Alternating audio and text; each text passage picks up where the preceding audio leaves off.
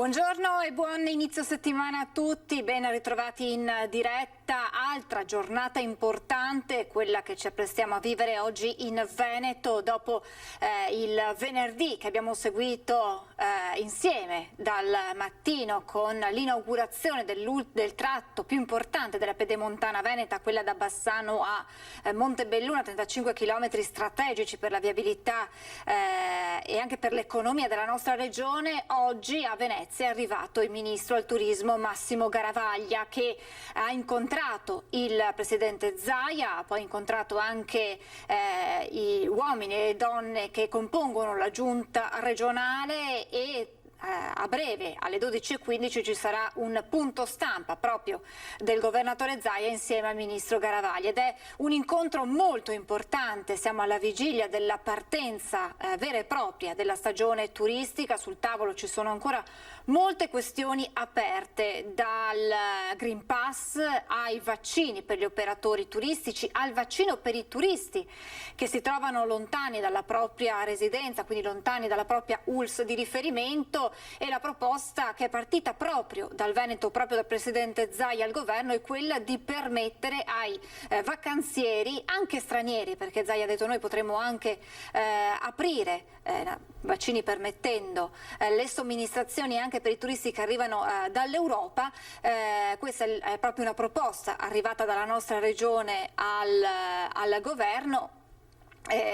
Difficile da attuare secondo anche il commissario Figliuolo, che ha così ipotizzato somministrazioni per quei turisti che si fermano in una località almeno 3 settimane, quindi con una iscrizione provvisoria all'ULSS della località turistica nella quale trascorreranno questo periodo di ferie, e quindi almeno 3 settimane, ma sappiamo bene che molto spesso il periodo di vacanze è più breve delle 3 settimane. Questo perché? Questo per permettere di prenotare, di sottoporsi al vaccino e contemporaneamente però di poter fare la propria vacanza, dando una mano a tutto quello che è il comparto turistico che soffre pesantemente ormai da mesi. Quindi queste saranno le tante questioni che verranno messe sul tavolo con il confronto con il ministro Garavaglia. Sentiremo poi da parte del governo quali invece sono le controproposte, e naturalmente ci sarà anche l'assessore al turismo Federico Caner che ha espresso le sue preoccupazioni anche proprio su quelli che sono i meccanismi che permettono ad un turista di arrivare in Italia nelle nostre località, ovvero quello di sottoporsi, lo sapete bene, al tampone oppure avere un pass vaccinale, quindi la certificazione di essersi sottoposti all'immunizzazione. E il rischio che ha proprio paventato l'assessore Caner è quello che i turisti possano scegliere altre località, in primis Croazia, Grecia, che già da mesi stanno pubblicizzando le proprie località in termini di sicurezza e quindi possono proprio catturare quel turismo che altrimenti in altri anni sarebbe venuto in Italia, avrebbe scelto l'eccellenza italiana e veneta poi soprattutto. Quindi capiremo proprio nel punto stampa, lo ricordiamo, a partire dalle 12:15, lo seguiremo naturalmente in diretta con il nostro Filippo Fois e Sandro Ponchio, che sono già Palazzo Balbi, anzi si stanno posizionando proprio nella sala dove si terrà questa conferenza stampa. A minuti potremo cedere loro la linea anche per capire quella che è, se ci sono già delle indiscrezioni su quanto emerso in questo confronto. Naturalmente questa che si è appena aperta è una settimana importante perché è l'ultima settimana in zona gialla, ci auguriamo, ma insomma i dati sono più che confortanti. È l'ultima settimana in zona gialla per il Veneto, perché dal 7 di giugno scatta la fascia bianca anche per noi. Oggi già prime 3 regioni, tra cui i nostri vicini Friuli Venezia Giulia, che un po' testeranno questa esperienza di zona bianca con ulteriori aperture molto importanti, e poi dal 7 giugno toccherà anche a noi, dopo tanti mesi di restrizioni, di fatica, di chiusure, vedere come sarà questo ulteriore ritorno alla normalità. Da domani invece, lo ricordiamo, per tutti i ristoranti ci sarà la possibilità di ospitare i propri clienti anche all'interno dei locali, quindi non più solo nei plateatici, con tutte le polemiche che vi abbiamo riportato per chi non aveva il plateatico, ma anche per chi avendolo certo non ha avuto vita facile per questo maggio tutt'altro che primaverile, con temperature a volte anche ben al di sotto delle medie, soprattutto di sera, quindi sicuramente limitando quella che sarebbe stata l'attività normale. Pensiamo poi anche a quelle località, lo ricorderete, avevamo avuto tempo fa il presidente di Confcommercio Belluno che ci aveva detto: da noi non si riesce a mangiare fuori nemmeno in piena estate, perché comunque le temperature si abbassano, figuriamoci con una primavera così particolarmente atipica. Sicuramente è stata una ripartenza a metà per molti ristoratori, per non parlare di chi invece il plateatico in molte realtà, in molti centri non ce l'hanno, e quindi insomma altro tassello in più per questa ripresa che tutti stiamo aspettando, forti di una campagna vaccinale che va avanti, che continua ad accelerare con importanti numeri. Addirittura si è parlato a livello nazionale di un'immunità di gregge che potrebbe essere raggiunta prima di quanto previsto, quindi già nei primi giorni di settembre, quindi anticipatamente, e quindi questa è un'ottima notizia in vista anche poi proprio a settembre della riapertura delle scuole. E a proposito di ragazze, si attende nelle prossime ore il via libera di EMA dopo l'ok dell'FDA e del DA di EMA, quindi scusate, aspettiamo l'ok di AIFA per il vaccino Pfizer per gli adolescenti, quindi per la fascia 12-15 anni. Potrebbe toccare dunque anche a loro la vaccinazione, ed è un auspicio ed è una prospettiva che fa ben sperare proprio in vista del nuovo anno scolastico. Sappiamo che quello che si è appena concluso non è stato molto semplice, abbiamo avuto grattanti focolai negli istituti scolastici, che poi la gran parte erano focolai che arrivavano da fuori, non certo nati all'interno delle mura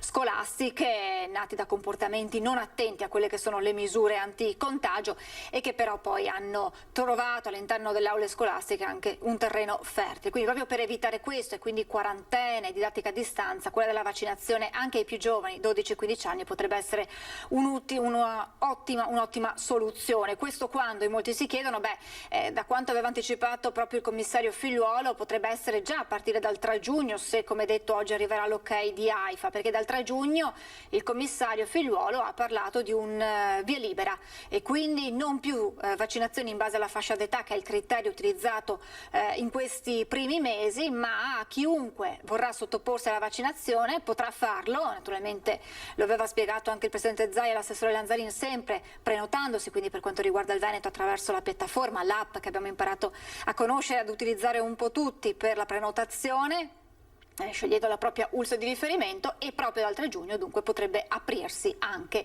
ai più giovani, agli adolescenti, e quindi un importante passo in avanti verso questa normalità. E allora, a proposito di dati, di situazione e di immunità di gregge, ieri abbiamo intervistato il direttore generale dell'USL 2 Marca Trevigiana, Francesco Benazzi, che proprio ci ha parlato di immunità di gregge con una importante novità. Lo sentiamo. Immunità di gregge raggiunta nella Marca per gli over 50. La novità arriva direttamente dal direttore generale Francesco Benazzi, che spiega come continua serrata la campagna vaccinale. Gli over 50 che hanno fatto la prima dose sono 67,9%, quindi siamo oltre, che è il 65%, la cosiddetta immunità di gregge. Con la seconda dose siamo al 34,6%, quindi sta andando bene. Con la prima dose, spiega senza mezzi termini Benazzi, le persone non entrano più in ospedale se dovessero contrarre il virus. Sulla possibilità di aprire la vaccinazione a tutti nei primi giorni di giugno senza classi di età, il direttore attende la regione e soprattutto la consegna delle dosi, che è l'unico neo di questa campagna. In programma anche l'apertura notturna di 2 hub. Una è sicuramente Villorba, la seconda potrebbe essere Ponte di Piave o Godica, però in ogni caso 2 sedi fino alle ore 24 per accogliere soprattutto i giovani, e naturalmente magari il sabato e la domenica l'utilizzo del camper nelle piazze, perché se poi è liberi tutti andiamo a raccogliere le persone anche direttamente nelle piazze. ed intanto si pensa alla terza dose. Io credo che dovremo ragionare per ottobre per riprendere tutto il ciclo a tutto il mondo della sanità e al mondo dei fragilissimi delle RSA. E poi man mano negli altri 2 o 3 mesi, quindi fino alla fine, diciamo novembre, fare i richiami agli altri.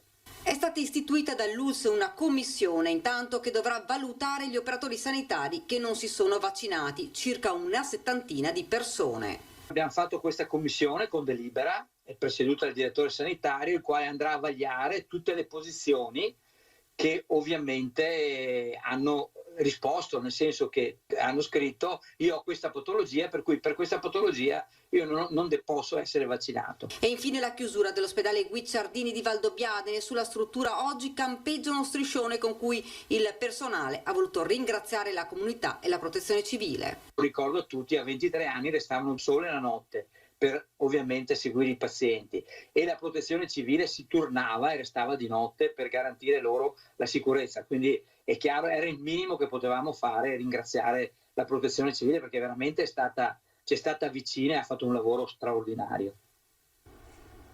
E dunque questa è la situazione più che incoraggiante nella Marca trevigiana, mentre a proposito di ritorno alla normalità, ieri si è tenuto proprio in Veneto, in provincia di Belluno, il primo concerto dell'epoca Covid, post-Covid, come volete definirla, in Italia, ed è quello che hanno tenuto i nomadi al Palaghiaccio di Feltre. 1 migliaio circa gli spettatori presenti che hanno assistito a questo concerto in una struttura chiusa con un tetto, lo vedete, sopra, ma aperta ai lati per garantire insomma il circolo d'aria che è fondamentale. All'entrata è stato organizzato tutto nei minimi dettagli. All'entrata c'erano degli addetti che misuravano la febbre, il pubblico è stato diviso per settori e quindi insomma massima sicurezza, un posto sì e un posto no degli spettatori, e questo per assistere appunto al primo concerto in Italia, ed è quello dei Nomadi. Ve ne parleremo in modo più approfondito questa sera nel corso dei nostri telegiornali. Io intanto vedo il nostro Filippo Fois che è in collegamento da Palazzo Balbi. Dunque si sono posizionati i colleghi, non so se Filippo mi sente, se possiamo insomma capire quelle che sono le aspettative per questa giornata importante, perché lo abbiamo detto Filippo, la stagione estiva ormai è alle porte e si attende dal ministro Garavaglia delle risposte a quelle che sono le proposte che proprio il Veneto ha portato sui tavoli romani.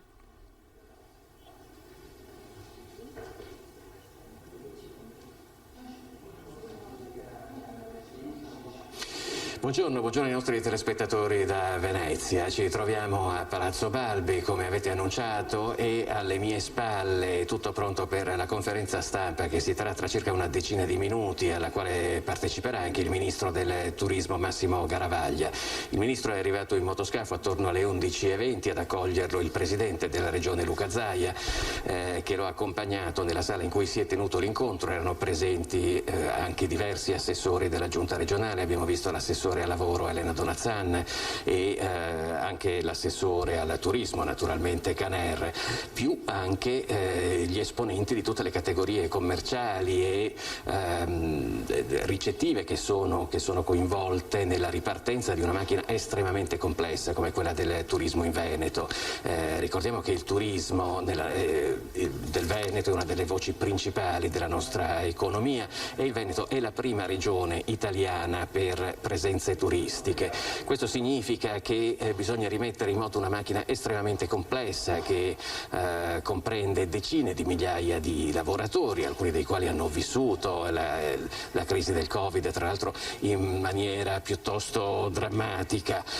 Vi do solamente un dato su come si sta riaprendo, diciamo, la stagione anche qui in Veneto. oggi. Per esempio questa mattina qui a Venezia abbiamo assistito alla chiusura di Piazzale Roma, che aveva oramai raggiunto, sapete là è il terminal in cui si arriva in città in automobile, aveva già raggiunto attorno alle 10:30, 10:15 la piena capienza di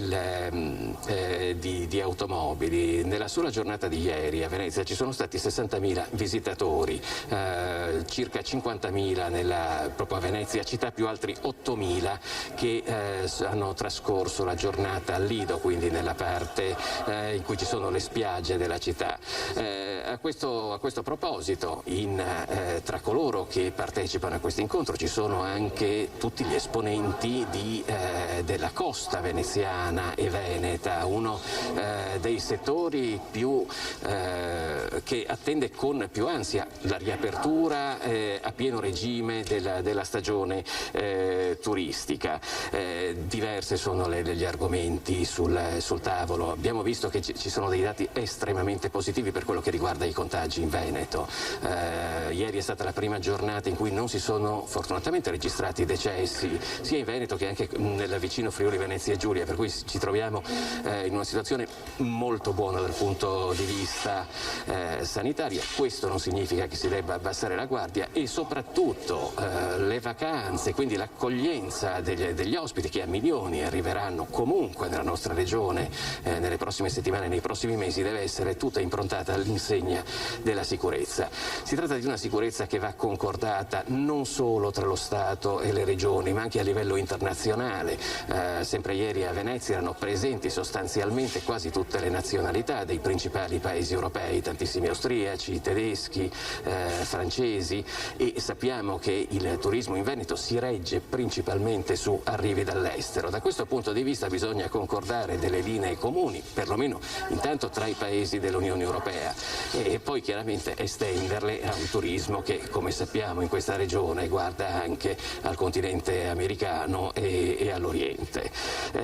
Questo incontro di oggi con il ministro Garavaglia è il primo di due appuntamenti molto importanti che si svolgeranno oggi a Venezia. Il secondo, tra qualche ora, sarà a Palazzo Ferrofini. Ecco, noi in questo momento siamo a Palazzo Balbi, che è la sede della giunta regionale, per cui qui hanno gli uffici il presidente della regione Luca Zaia e tutta la giunta. Palazzo Ferrofini invece è la sede del Consiglio regionale, e qui attorno alle 3 è previsto l'arrivo della commissione bicamerale per le questioni regionali, capitanata dal presidente della commissione, che è la deputata Emanuela Corda, un ex Movimento 5 Stelle, adesso del gruppo misto, e sul tavolo c'è l'autonomia del Veneto, una partita che si riapre ora che la pandemia sta passando e che sarà discussa dalla bicamerale per le questioni regionali assieme al presidente Zaia e assieme anche ai consiglieri regionali dei vari gruppi che siedono in Consiglio.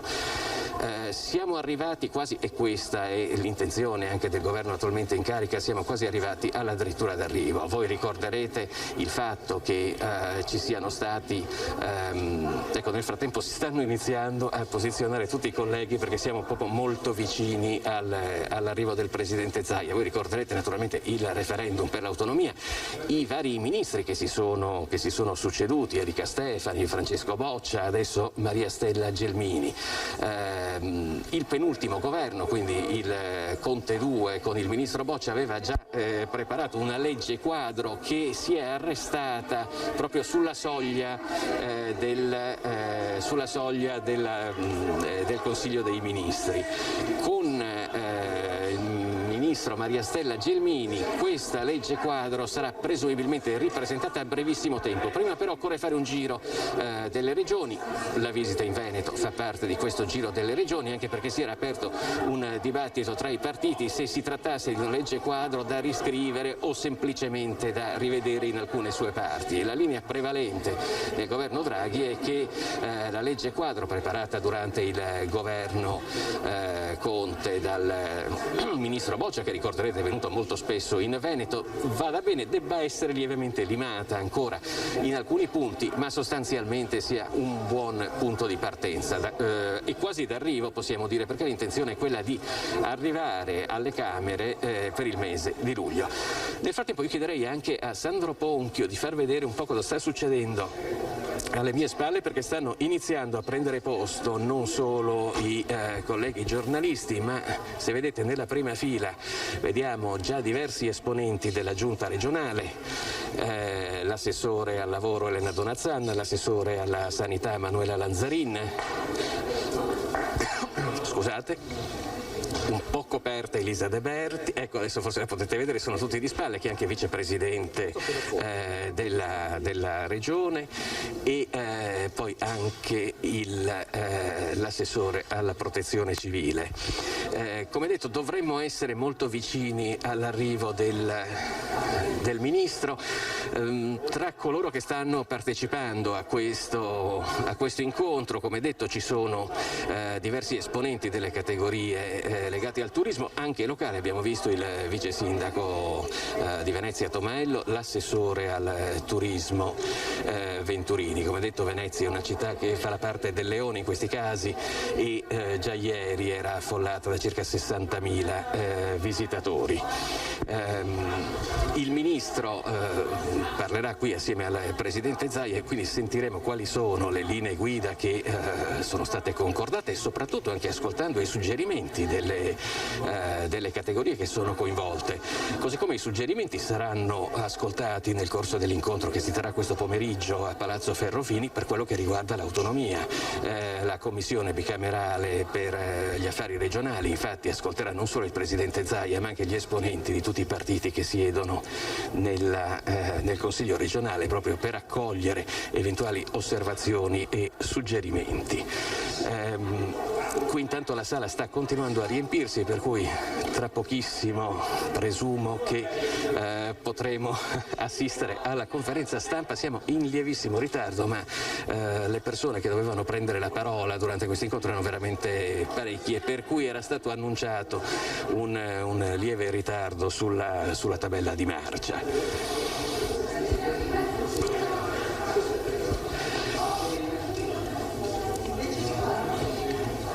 Ecco qui.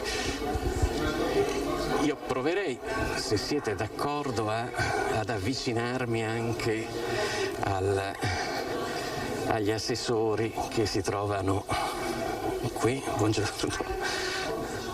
Buongiorno, siamo in diretta. Vicepresidente, posso rubarle una battuta? Guardi, siamo la telecamera e da quella parte lì. Siete anche dal punto di vista, stiamo parlando della difficile ripartenza del Veneto dopo il coronavirus, e anche sul fronte dei trasporti stiamo tornando gradualmente a una normalità anche per quello che riguarda le linee ferroviarie e aeree. Sì, direi di sì, sicuramente i cittadini sono tornati a prendere fiducia, sono tornati ad utilizzare i mezzi pubblici. È ovvio che le abitudini e i flussi di mobilità subiranno comunque dei cambiamenti, perché anche le abitudini un po' nostre quotidiane il coronavirus le ha segnate. Ci sono dei forti segnali di ripresa, basta guardare i treni, gli autobus il fine settimana, insomma c'è una corsa anche alla visita alle città turistiche, c'è grande voglia di tornare alla normalità. Senta, ieri è stata la prima giornata senza decessi per Covid da un lungo periodo. Questo significa che sta procedendo tutto secondo quelli che erano i piani della Regione per quello che riguarda i vaccini, il distanziamento, ma comunque non bisogna abbassare la guardia. Non bisogna mai abbassare la guardia, perché comunque questi sono segnali sicuramente ottimistici, e speriamo che vada sempre meglio e che prosegua con questo trend. Però è bene mantenere sempre un po' di precauzioni e tenere l'attenzione alta. Grazie Assessore, io mi avvicinerei anche, scusate, siamo in diretta e le chiedo, Donazzan, se si alza un istante, perché oggi si parla di turismo, intanto qui poi si parlerà anche di autonomia, e il settore turistico è stato fortemente provato dal punto di vista lavorativo da questa crisi. In effetti abbiamo una serie di questioni che restano aperte, sono quelle del reperimento delle figure professionali, perché in questo anno di chiusura chi si era occupato e aveva un'occupazione che la manteneva dentro l'ambito del turismo ha trovato anche qualcos'altro da fare. In più c'è il problema degli stagionali, che a noi andavamo a reperire le nostre spiagge, il nostro mondo del turismo veneto andava a reperire al di fuori dei nostri confini, e oggi questo rappresenta un problema dell'entrata, del controllo, ma soprattutto di un personale che non c'è. Lei ha detto qualcosa che in pochi si aspettavano, vale a dire che non si è riusciti a trovare tutto il personale di cui c'era bisogno per poter riaprire diverse strutture alberghiere.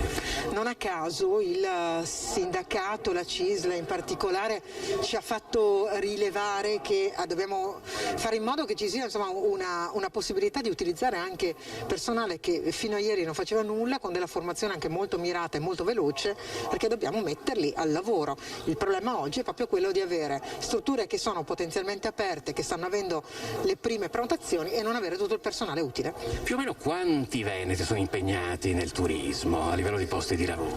Sono diverse decine di migliaia. È la più importante industria, non solo per quanto riguarda l'aspetto del PIL, ma anche dell'occupazione con i picchi stagionali. Si calcola che nella stagione un veneto su 3 sia occupato nell'ambito del turismo, quindi stiamo parlando di numeri veramente impressionanti. È chiaro che si tratta di una parte che ha contratti di lavoro stabili e del personale più qualificato, e poi gli altri che vengono ovviamente durante le stagioni invernali per la montagna e quest'anno non hanno potuto lavorare, ed è questo un altro problema anche per il reddito di queste persone, e ovviamente quello estivo. Grazie all'assessore al lavoro Elena Tonazzani. Io scambierei una battuta anche con l'assessore alla sanità Manuela Lanzarini, intanto partendo dalla bella notizia di ieri, nessun decesso per Covid. Sicuramente insomma, i numeri stanno andando molto bene, l'abbiamo detto, insomma, la campagna di vaccinazione, ma sicuramente anche il trend legato alla bella stagione sta portando numeri buoni, un'incidenza bassa, abbiamo visto anche gli ultimi dati della cabina di regia di venerdì, quindi anche un RT basso, ma un'incidenza molto bassa, 34 su 100.000 abitanti, quindi insomma molto bassa, che ci fa assaporare, insomma, e saremo sicuramente dal 7 in zona bianca. E poi il fatto che l'occupazione ospedaliera continua a calare. Ecco, adesso naturalmente in regione ci auguriamo di ospitare tantissimi turisti, milioni di persone. Da questo punto di vista, quali sono le contromisure che la regione intende adottare proprio per evitare che ci siano focolai? Allora, intanto noi siamo pronti, la Costa ha già attivato tutti i punti di primo intervento come ogni anno. Noi stiamo dialogando con le categorie, l'associazione delle categorie del turismo per la vaccinazione degli operatori, siamo quasi pronti, penso che già in settimana annunceremo qualcosa. Contiamo circa 60.000-65.000 persone che sono oggi gli addetti all'interno delle strutture ricettive, alberghiera, del camping, dell'aria aperta, dei parchi divertimenti, proprio perché crediamo che mettere in sicurezza queste persone vuole anche dire un bel biglietto da visita rispetto a una promozione del nostro territorio. Per entrare da noi ci sarà bisogno naturalmente del tampone oppure di essere stati vaccinati, come ci si regolerà per quelli che arrivano dall'estero? C'è una discussione in itinere in corso, ne parleremo anche domani in Commissione Salute, perché troppe incombenze insomma sembrano appesantire, quindi c'è la richiesta di alleggerire il discorso dei tamponi piuttosto che altre questioni che oggi vengono chieste. Oggi sappiamo insomma molte delle persone italiane, non solo ma anche estere, sono già anche vaccinate, quindi l'esibizione anche del cosiddetto Green Pass, anche se non è ancora ufficiale e ancora formale, ma con le certificazioni che ci sono insomma ci sembrano che possono essere sufficienti, ma ne parleremo nel corso della Commissione Salute domani. Allora io le chiedo un'ultima battuta sull'incontro che ci sarà invece questo pomeriggio in Consiglio regionale con l'arrivo della Commissione bicamerale per gli affari regionali. Si riparte dalla legge quadro che era stata preparata durante il Ministero Boccia, che più o meno ha bisogno ancora di qualche limatura, ma potrebbe essere già presentata, ha detto il Ministro Gelmini, a luglio alle Camere. Ma sicuramente è un buon segnale l'incontro di oggi, ma anche quanto ha detto il Ministro Gelmini. Noi siamo pronti, il Presidente lo ha detto, riprendiamo subito con il percorso che è stato interrotto causa Covid, causa emergenza, ma che rimane per noi il percorso principe, e credo che si sia dimostrato anche in questi 15 mesi di gestione per quanto riguarda il settore sanitario, e quindi ancora di più le nostre richieste andranno e continueranno ad andare in quella direzione. Lei è fiduciosa sul fatto che possa arrivare già a luglio alle Camere, come si augurano il Ministero? Io non lo so, però voglio essere ottimista, insomma voglio sperare che ci sia veramente la voglia di dare una svolta, visto anche tutti i nuovi PNRR, quindi insomma possibilità che ci sono, dando quella responsabilità, perché noi chiediamo chiaramente maggiore autonomia, ma questa per noi vuol dire assunzione di responsabilità. Grazie all'assessore Manuela Lanzarin. Io riguadagno la mia posizione perché oramai dovremmo esserci. e avete sentito che si tratta di una giornata molto intesa qui oggi. Si parla di turismo, quindi di una delle principali voci della nostra economia, e poi si parla di autonomia. Un lungo percorso cominciato con il referendum che aveva avuto un'ampia risposta positiva dai veneti, e finalmente le cose sembrano prendere quell'accelerazione che si aspettava da tempo. L'abbiamo detto, la legge quadro con qualche modifica è già pronta e dovrebbe essere presentata alle Camere a luglio. Per questo motivo quindi diciamo che una volta passato, sempre però mantenendo alta la guardia, la crisi legata alla pandemia, anche il processo per l'autonomia del Veneto sta riprendendo. Io nel frattempo vedo che stanno arrivando anche altri assessori, per cui credo che l'incontro oramai sia praticamente concluso e tra poco ascolteremo, dovrebbero arrivare da quella direzione, quali sono le linee guida per la ripartenza di un settore importante come quello del turismo in Veneto. Io vedo anche tra l'altro l'assessore alla cultura Corazzari, adesso provo a raggiungerlo se riesco prima che arrivi il presidente Zaia. Assessore. Eccoci. Cristiano Corazzari, siamo in diretta e oggi naturalmente si parla di turismo, lei è assessore alla cultura e il Veneto sta ripartendo con tantissimi eventi molto importanti, è ripartita con la Biennale, il Salone Nautico, c'è stato il Giro d'Italia, insomma una ripartenza che è importante anche dal punto di vista turistico, che deve però avvenire in piena sicurezza sanitaria. Beh, questo sicuramente. Abbiamo il Veneto come centro di eventi importantissimi a livello internazionale, abbiamo citato la Biennale, pensiamo che a settembre ci sarà anche la Mostra del Cinema, che per noi l'anno scorso ha rappresentato un grande segnale di fiducia e speranza, e quest'anno vorremmo che consolidasse proprio con questo evento la ripartenza. La cultura può essere un volano formidabile per aiutare tutte le attività, i nostri centri storici, le attività turistiche, perché sappiamo bene che oltre a promuovere eventi sul territorio riesce ad attrarre anche un pubblico molto qualificato che quindi rappresenta un valore aggiunto anche in chiave turistica. L'anno scorso, se non era proprio la Mostra del Cinema, era stato un evento in presenza, a Cannes no, però in Veneto si era riusciti comunque a combinare la sicurezza sanitaria con la presenza anche degli operatori del settore e del pubblico. Certo, dal punto di vista organizzativo è stato fatto uno sforzo enorme e il Veneto ha sempre avuto un'impostazione per riuscire a riallacciare quel filo che è stato interrotto col pubblico in piena sicurezza. I dati sanitari oggi ci confortano ancora di più, abbiamo l'alleanza del vaccino, che possiamo dire è l'elemento di novità, e quindi io devo dire proprio che abbiamo una grande fiducia e un grande ottimismo per una ripartenza piena e solida.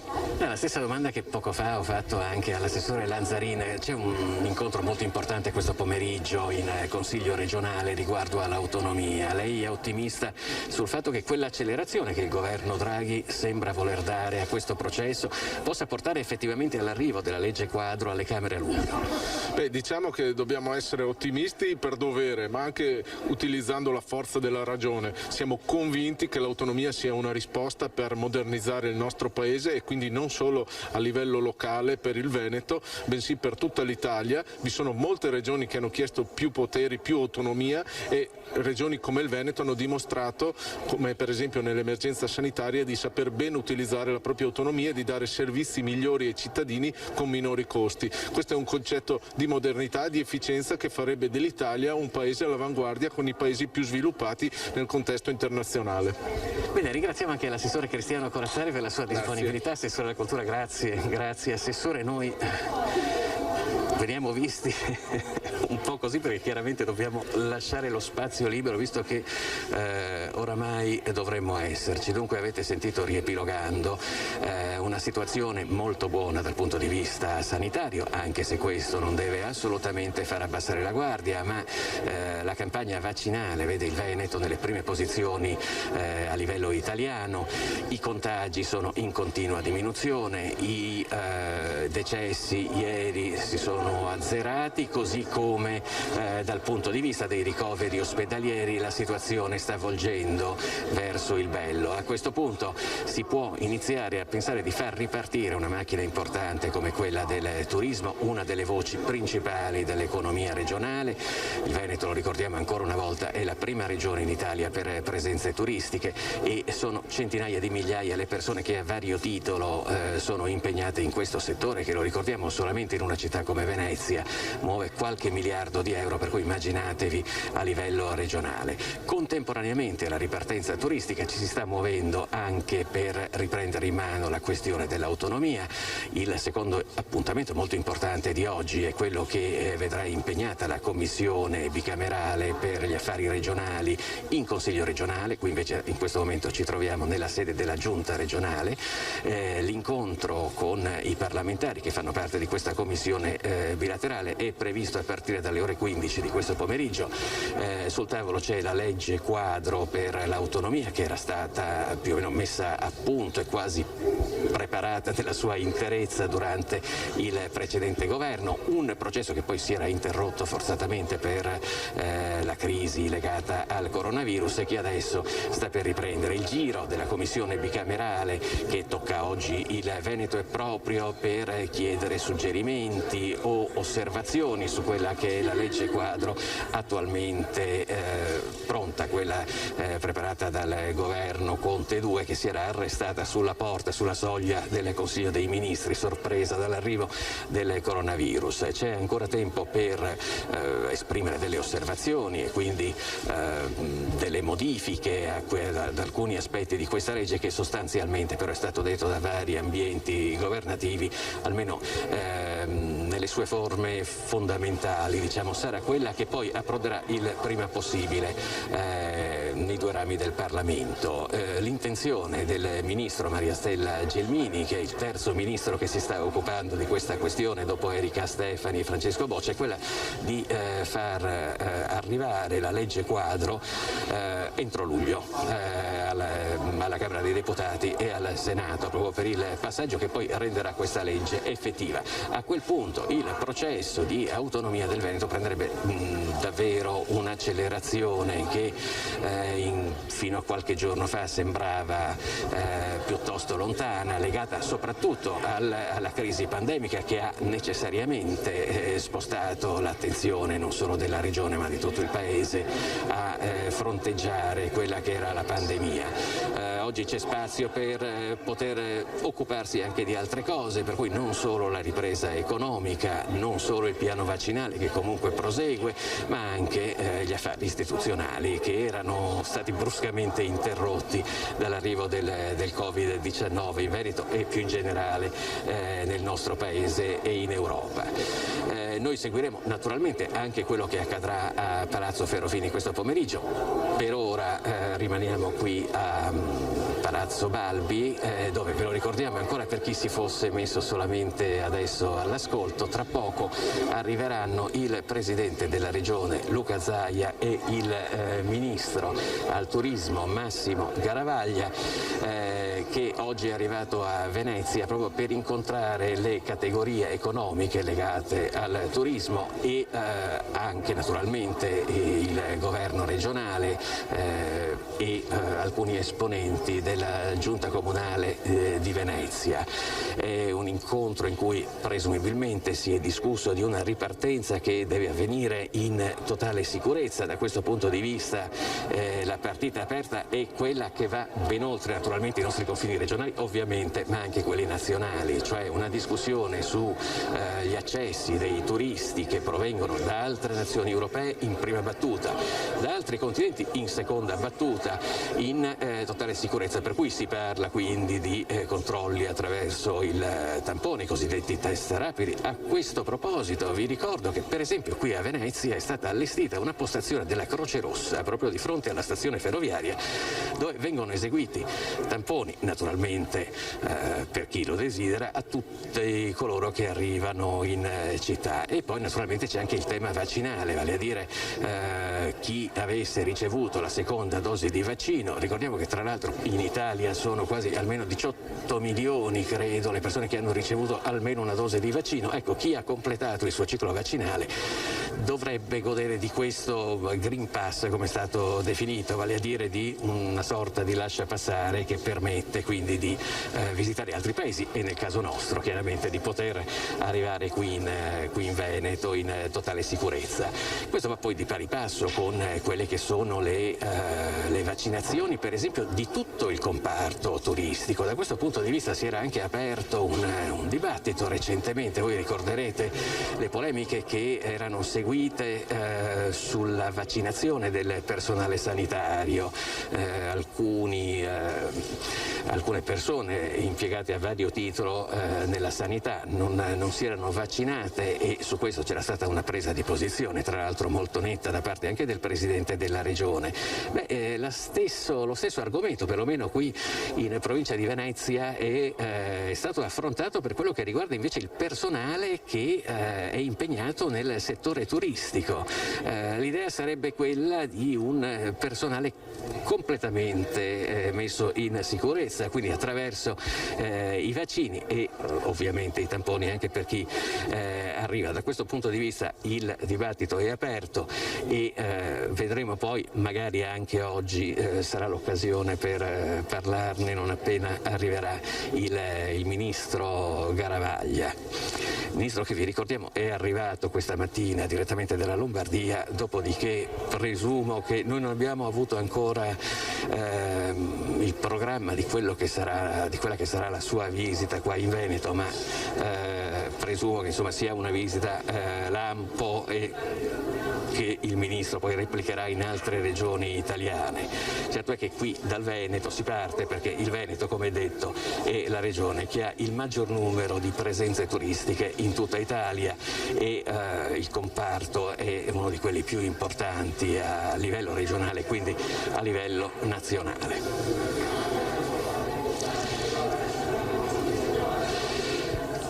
Dunque noi siamo, ve lo ribadisco ancora una volta, in attesa del Presidente Zaia e del Ministro Garavaglia.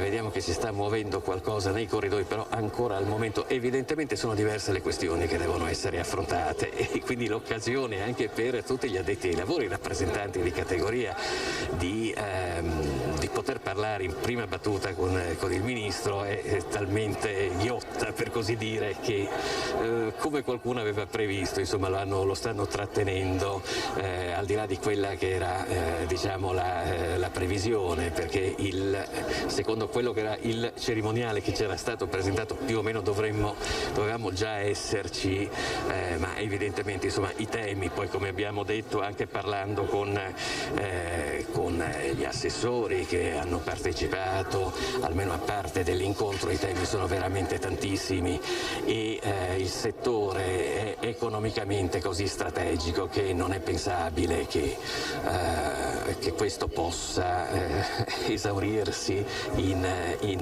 pochi minuti. Nel frattempo io raggiungerei anche l'assessore alla protezione civile Bottacin. Salve Bottacin, se siamo in diretta, stavamo commentando anche con i suoi colleghi gli ottimi dati dal punto di vista sanitario che stanno accompagnando queste giornate. Sì, i dati sono positivi, ormai da un po' di tempo e credo che sia dovuto anche al fatto che insomma la campagna vaccinale sta dando i suoi frutti, oltre al fatto che ovviamente con la bella stagione il virus ha più difficoltà a propagarsi. Noi continuiamo con i vaccini e ci auguriamo insomma che per quest'autunno il virus non ricompaia o comunque non ricompaia in maniera così violenta come è capitato nelle 3 ondate che abbiamo avuto in Veneto.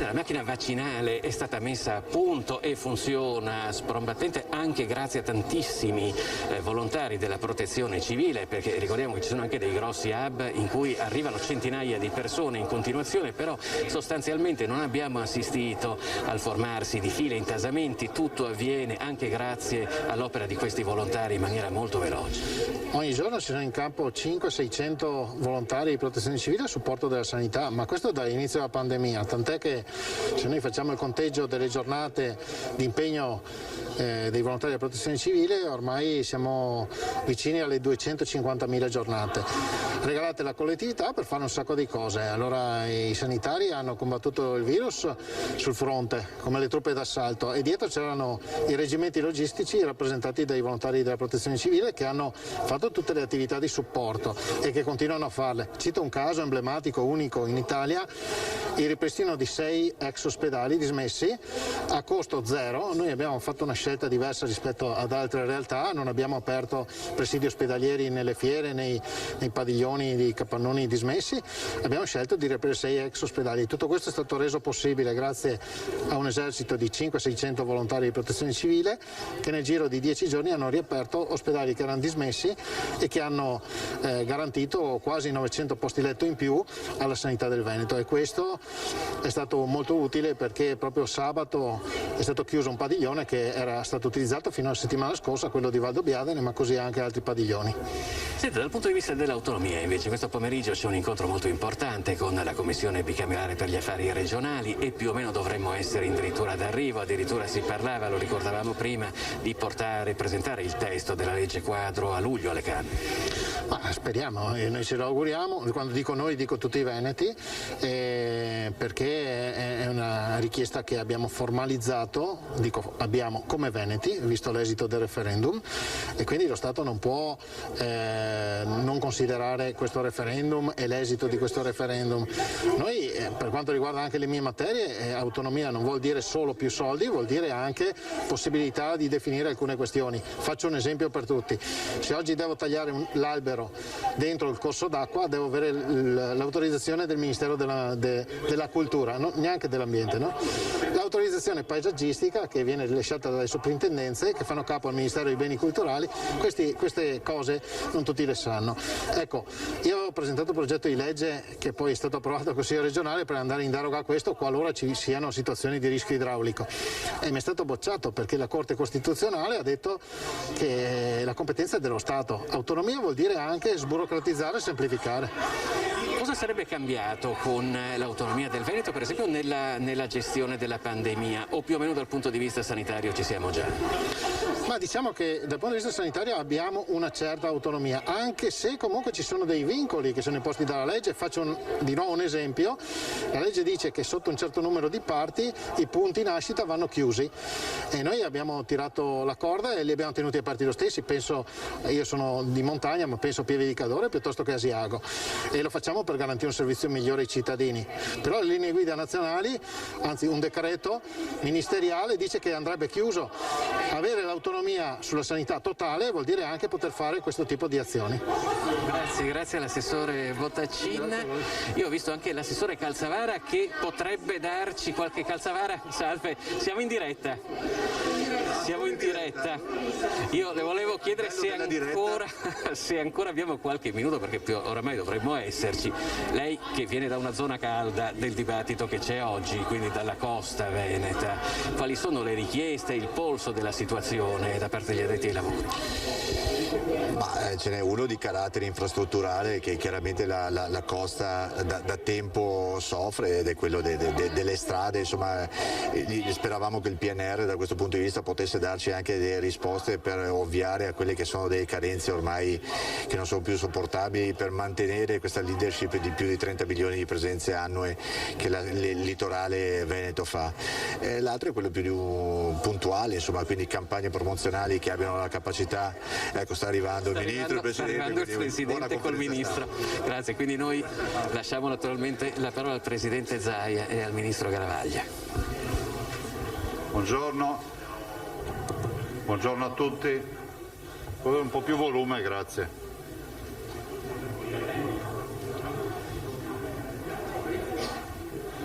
Abbiamo ancora un attimo.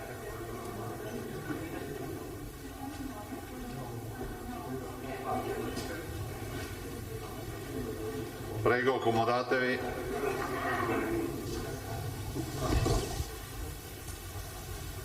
Prego, se vi volete accomodare.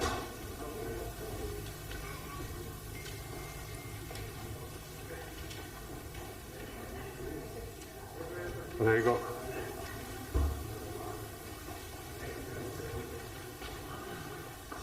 Prego, accomodatevi, sono liberi i posti.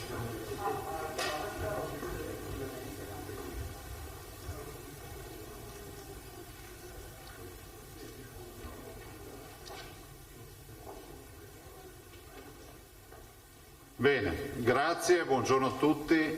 Scusate il ritardo, giustificato, mi permetto di dirlo, dal fatto che è stata una riunione molto intensa e partecipata, quindi un ringraziamento di cuore, un benvenuto al Ministro Massimo Garavaglia per essere qui oggi. E come ho detto oggi nella presentazione, prima ovviamente di questa conferenza stampa, il Ministro ha voluto fortemente incontrare gli stakeholders, cioè ovvero, come lo definisco io, il fatturato dell'industria turistica del Veneto, e diciamo il tavolo completo ha avuto modo di relazionarsi con il Ministro e presentare anche delle istanze che sono istanze assolutamente ragionevoli rispetto a alcuni temi cogenti che abbiamo, che sono quelli della mobilità dei nostri turisti. Vi ricordo che siamo la prima regione turistica d'Italia, 72 milioni di presenze turistiche, quasi il 67% dei turisti veneti sono stranieri e la nostra industria, quella turistica, vale 18 miliardi di fatturato, che non è solo un fatturato il grande valore dato dal fatturato che si fa direttamente col turismo, ma il turismo è un elemento di comunicazione eccezionale, straordinario, e quindi porta il Veneto in giro per il mondo, e quindi tutti i nostri imprenditori degli altri comparti riescono a trovare delle vie, diciamo, di entrata nei mercati grazie anche alla conoscenza dei nostri territori, a quello che poi nasce e diventa una familiarità, no? Più facile discutere di affari, di business con qualcuno che conosci perché ci vai in vacanza, perché conosci il loro modo di fare, la loro cucina eccetera, piuttosto che qualcuno che magari è ancora uno sconosciuto. Quindi grazie Ministro per essere qui. Stiamo vivendo in un momento cruciale, ve la farò molto breve, che è il momento io mi sarei tentato di dire del fine Covid, ma ho imparato una cosa, che se le cazzate le dicono gli scienziati va sempre bene, se le dicono gli amministratori poi te la ricordano per tutta la vita. Allora direi in un momento nel quale i vaccinati non entrano più in ospedale, questo lo si può dire, e essendo noi la prima regione per vaccinazioni siamo anche i primi a aver meno, diciamo, problemi. Speriamo adesso, al di là di questo, il Covid ci ha abituato a cambiamenti repentini, però al di là di questo la luce in fondo a un tunnel la si vede, non è quella del treno come qualcuno spererebbe, ma è una luce vera. Penso che il Veneto torni a correre. Sono convinto che questo governo, grazie al piano nazionale di resilienza e di ripartenza, grazie a tutta anche, perdonatemi se lo dico, anche un nuovo approccio, possa essere più vicino alle imprese, perché imprese non vuol dire che esistono i cittadini di serie A e quelli di serie B, cioè quelli che hanno la partita IVA sono di serie A e gli altri di serie B, ma dove c'è un'impresa c'è occupazione, perché noi in Veneto ancora ragioniamo così. E quindi non viviamo il conflitto di classe, ma la sfida è comune. Ministro, qui l'80% delle imprese ha meno di 15 dipendenti, abbiamo 600.000 partite IVA e un PIL di 170 milioni di euro. Siamo entrati in Covid come la regione con minore disoccupazione, 6,6, ne usciamo con le ossa rotte, avevamo 55-60.000 posti di lavoro persi, dei quali almeno 35.000 del mondo del turismo. Però noi non siamo abituati a guardare indietro, guardiamo sempre avanti. Davanti trovi generazioni imprenditoriali che non hanno una storia di 20 generazioni di turismo. Qui il turismo ce lo siamo inventati, togliendo Venezia che è una storia a sé, 1100 anni di Repubblica eccetera. Il turismo, fenomeni come Bibbione, Jesolo eccetera, sono fenomeni che riguardano un paio di generazioni, cioè i genitori e i figli. Sono degli anni 50 e abbiamo consegnato i riconoscimenti al primo albergo di Bibbione qualche anno fa, nel senso che dalla palude hanno creato dei fenomeni unici. Cavallino, che è la realtà, Cavallino Treporti, insomma, open air più grande al mondo, è una realtà che fa 9 milioni di presenze turistiche da qualcosa che non era sicuramente dal turismo prima, l'hanno resa straordinaria, è così il lago di Garda. Insomma, qualcuno ha detto, noi cos'è? Tutte le cose che abbiamo in giro per il mondo si trovano, da noi c'è una particolarità, ci sono tutte, ed è esattamente quello che è la nostra promozione turistica, da noi abbiamo tutto turisticamente. Prego. No, grazie al Presidente Luca Zaia. Sì, una cosa che ho capito da questa visita è che il Veneto è il turismo, è vero, c'è tutto, e anche è un momento particolare perché adesso siamo nel momento della ripartenza e dobbiamo partire veramente veloci. Io faccio sempre l'esempio della safety car, lo faccio un'altra volta, è proprio così. Col Covid è entrata la safety car e ha interrotto il Gran Premio. Adesso sta uscendo, adesso dobbiamo correre e per correre serve organizzazione, volontà, servono anche delle buone cose, delle buone idee. E dall'incontro che abbiamo fatto oggi ne sono venute fuori parecchie. Un tema non scontato a livello nazionale, non c'è questa percezione, è che si fa fatica a trovare i lavoratori, perché quando si riparte veloce hai la necessità di trovare lavoratori e quindi bisogna intervenire. Qualcosa è stato fatto con la decontribuzione, è la misura più importante secondo me che abbiamo fatto come turismo. Sono quasi 800 milioni di decontribuzione, cioè non fai pagare i contributi a chi torna in azienda. E giustamente ci si chiede di estenderlo anche alle stagionali, giusto, perché anche gli stagionali hanno questa necessità. Quindi da spunti così molto operativi noi portiamo a casa la necessità di poter fare ancora di più e meglio, perché adesso davvero abbiamo bisogno di correre veloci. Così come le regole, sappiamo che c'è il Green Pass alle porte, dobbiamo comunicarlo in giro per il mondo e quindi a Enit abbiamo chiesto di comunicare in giro per il mondo le regole esistenti di modo che si possa iniziare velocemente a prenotare. Ecco, questo è un po' lo spirito con cui siamo venuti qua, caro Presidente, e noi siamo qua a vostra disposizione. Se ci sono delle domande, prego. Ne avranno sicuramente. Sì, Ministro, buongiorno, Bonet del Corriere del Veneto. Io ho un po' di domande, cerco di farle rapidamente. Sul Green Pass, sono qui. Scusi. Dicevo, sul Green Pass ci può dare qualche dettaglio in più, perché ne abbiamo sentito parlare tanto, però non è ancora chiaro e neppure esattamente che supporto avrà e poi chi dovrà rilasciarlo e come verrà utilizzato. E poi altre due cose, la prima è questo tema delle dosi ai turisti, se è stato chiarita questa querela della vaccinazione ai turisti, un'altra è se sarà necessario tamponare i turisti che vengono dall'estero in Veneto, in Italia, già vaccinati. Grazie. Allora, il Green Pass europeo ormai sappiamo benissimo quali sono le regole. In Europa si girerà con le tre regole. Sei vaccinato? Ok. Hai avuto il Covid e gli anticorpi? Ok. Nessuno delle due ha un tampone negativo. Perfetto. Quindi le regole sono chiare. Come poi sarà usato questo Green Pass? Si vuole arrivare ad avere un modello molto semplice informatico. La data che si è data all'Europa è il 15 giugno, vediamo se si arriva al 15 giugno a avere tutto pronto, dopodiché dal mio punto di vista l'importante è che siano chiare le regole e le regole sono chiare. Poi fin tanto che non ci sarà tutto perfetto il sistema informatico, il pezzo di carta funziona benissimo, per cui si può anticipare usando un minimo di buonsenso. Questa è la posizione nostra sul Green Pass. Tant'è che abbiamo comunque anticipato queste regole per diversi stati anche fuori dall'area europea. E così per esempio dagli Stati Uniti non c'è più la quarantena se vieni con i voli Covid tested e quindi devi però fare il tampone. Abbiamo chiesto al Ministro Speranza di togliere il tampone per chi è vaccinato, perché se uno è vaccinato perché gli devi fare il tampone. Insomma, le regole del Green Pass europei sono chiare, sono certe e è ormai imminente l'operatività. Per quanto riguarda il resto, comunque stiamo andando avanti passo passo e giorno per giorno queste regole diventano sempre più semplici, perché noi abbiamo la necessità di garantire a fianco della tutela della salute la riapertura in sicurezza, però anche con chiarezza e velocità dei flussi turistici. Per quanto riguarda le vaccinazioni turistiche, come dice il Presidente Zaia, laddove c'è la possibilità di farlo in maniera semplice e organizzata, perché no? Tant'è che per esempio con il generale Figliuolo ci siamo sentiti, gli ho fatto presente il tema dei marittimi e lui ha detto va bene, anziché farli vaccinare ognuno nella ASL di appartenenza, si possono vaccinare in un paio di hub nazionali, così in maniera più semplice si ottiene lo stesso risultato. Insomma, con la buona volontà si arriva ovunque.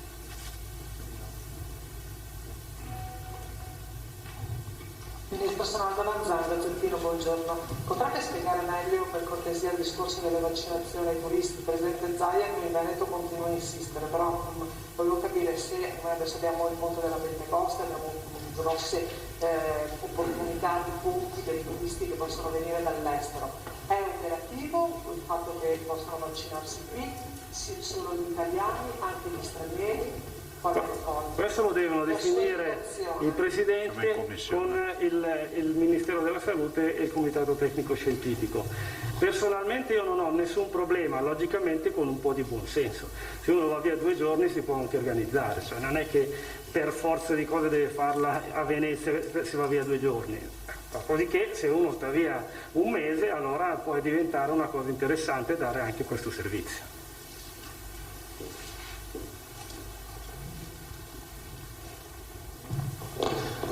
Ministro, buongiorno, Tosantoli, Quotidiani Gedi. Ci sono delle previsioni, delle stime per quanto riguarda la stagione turistica in generale, insomma, o localizzate, se lei ne dispone? Grazie. Sì, gli ultimi dati che abbiamo sono su questo ponte, 9 milioni di turisti attesi italiani in giro per l'Italia per il ponte del 2 giugno.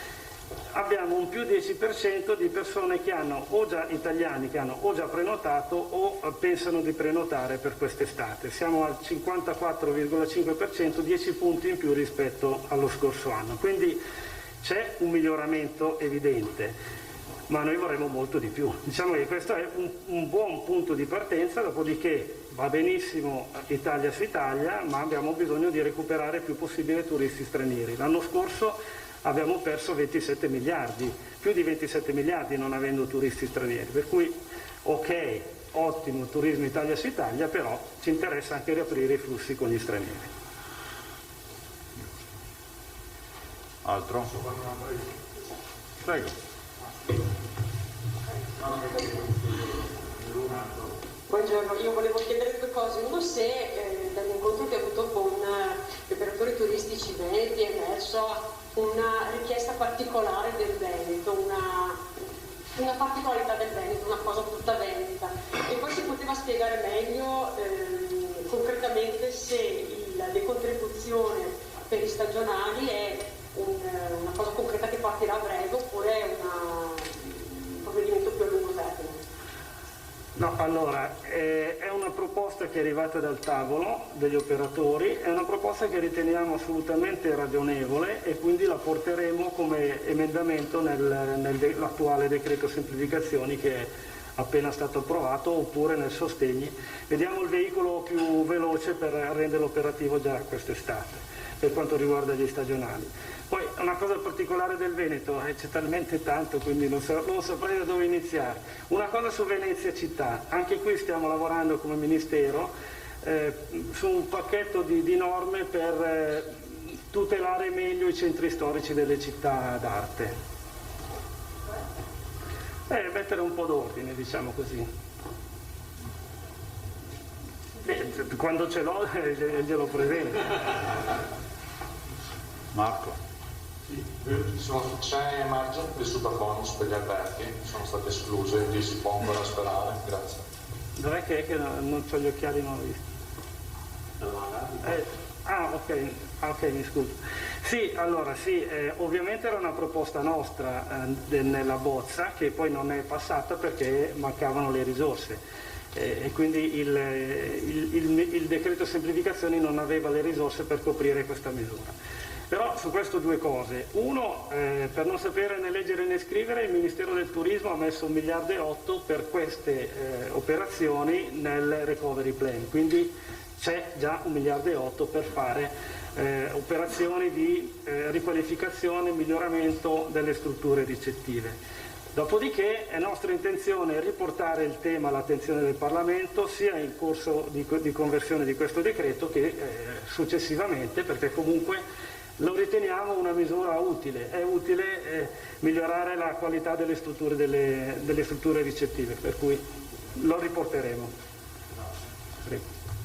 Sì, buongiorno, Bagarella, TG Veneto News, gruppo Video Media. Ecco, oggi il governatore della Banca d'Italia Visco ha detto che il recovery può far salire anche il PIL dell'1% ogni anno per 10 anni, ma serve la fiducia delle famiglie e delle imprese. Ecco, il suo commento riguardo e se oggi gli operatori del settore hanno mostrato fiducia, speranza un suo commento anche su questo. Sei veneti, e quindi per forza c'era fiducia e speranza, perché è proprio nel DNA. C'era fiducia, speranza non c'era. C'era molta fiducia, sì. No, adesso al di là delle battute però è proprio così, c'è tanta voglia di ripartire. Io ho percepito questa grande voglia di ripartire e rimboccarsi le maniche e quindi di trovare soluzioni concrete. Visco dice anche che il PIL quest'anno può crescere più del 4%, risultato non scontato, per cui le cose si stanno mettendo abbastanza bene. Chiaro, serve l'impegno di tutti, serve anche la fiducia che ha fatto sì che tanti cittadini, quelli che possono, hanno anche il conto corrente in banca più alto, perché stanno risparmiando di più. Purtroppo ci sono tanti che invece ce l'hanno in rosso perché non hanno potuto fatturare. Però la fiducia farà sì che ci sia anche un po', diciamo così, di spesa che aiuta anche a uscire dal rosso che è in rosso. Bene. Avete altre domande? No. Volevo ringraziare veramente di cuore il Ministro per la disponibilità, sapendo anche che è riuscito a incastrare questa visita in mezzo a una marea di impegni che poi si sono anche presentati, e ringraziarlo veramente di cuore, assieme ovviamente al suo portavoce che è qui oggi, e salutare e ringraziare il vice sindaco di Venezia Andrea Tomello e l'assessore al turismo Venturini per la presenza, hanno anche partecipato alla riunione, quindi grazie anche a loro. Vi dico solo una cosa, cioè uno a volte nella vita dice ma chi me lo fa fare, no? Però poi quando partecipi a un tavolo come quello di questa mattina ti senti un po' come la madre dei Gracchi, dice ecco i miei gioielli, cioè questi non si sono messi a piangere, Kleenex, ci hanno detto tutti vogliamo fatturare, siamo qua pronti, cioè io ho visto una squadra tonica, che questa energia, Ministro, se non ha espressione è per colpa di Roma, non per colpa del Veneto, quindi è fondamentale che li facciamo sfogare, riempiano gli alberghi, i turisti arrivino senza quarantene, insomma il Ministro è sul pezzo, quindi grazie veramente di cuore, grazie. Ne approfitto per dirvi una cosa solo, ma per quello che posso dirvi lo dico. Ho sentito anche tutto questo fine settimana il Ministro Di Maio. Ci saranno novità, ci sono sviluppi, è giusto che le comunichi lui. Posso garantire che istante dopo istante, anche quando qualcuno ha spento tutto e si è riposato, abbiamo seguito la vicenda. Sto parlando di Marco Zennaro, sto parlando del Sudan, sto parlando di quello che è accaduto al nostro concittadino veneto, che è, secondo noi, ingiustamente incarcerato. Qualcuno ha detto no, ma è sotto stato di fermo. Sì, quello che è, certo è che non è libero, e noi lo vogliamo libero. Insomma, si sta progredendo, ci sono stati dei movimenti anche in questi giorni, il Ministro ne darà comunicazione, l'ho sentito non più tardi di ieri sera, e quindi volevo dire, dopodiché ci saranno, immagino, comunicazioni ufficiali, ma io mi devo fermare qui, però la tranquillità ai veneti che la stiamo seguendo sta roba. Grazie.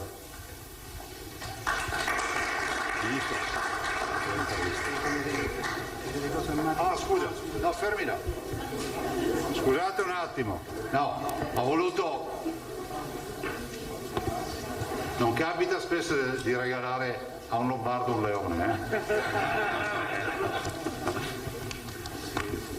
Questo è ufficiale?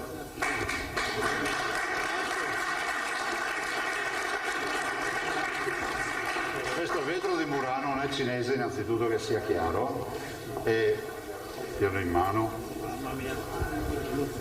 Ed ti porterà fortuna, anche perché viene dalla regione più turistica d'Italia. Grande, bellissimo. Grazie ancora.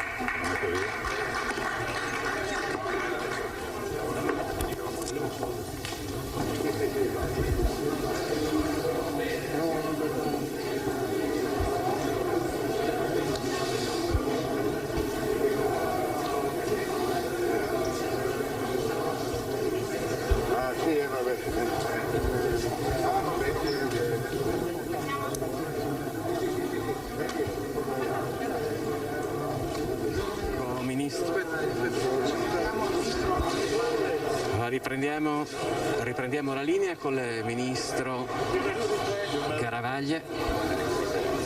Quando vuoi, Curso. Si guarda la ripresa com'è stato questo incontro con gli operatori veneti? Quali indicazioni può dare lei da Ministro? Un incontro molto operativo come sono i veneti, operativo e concreto. Sono state fatte delle proposte e anche dei suggerimenti ottimi che porteremo avanti. Per esempio abbiamo già messo la decontribuzione per chi fa rientrare dalla cassa integrazione, ci è stato chiesto di estenderlo anche ai lavoratori stagionali. Ci sembra un'ottima idea, perché un'altra cosa che abbiamo capito è che adesso c'è un problema di reperire forza lavoro.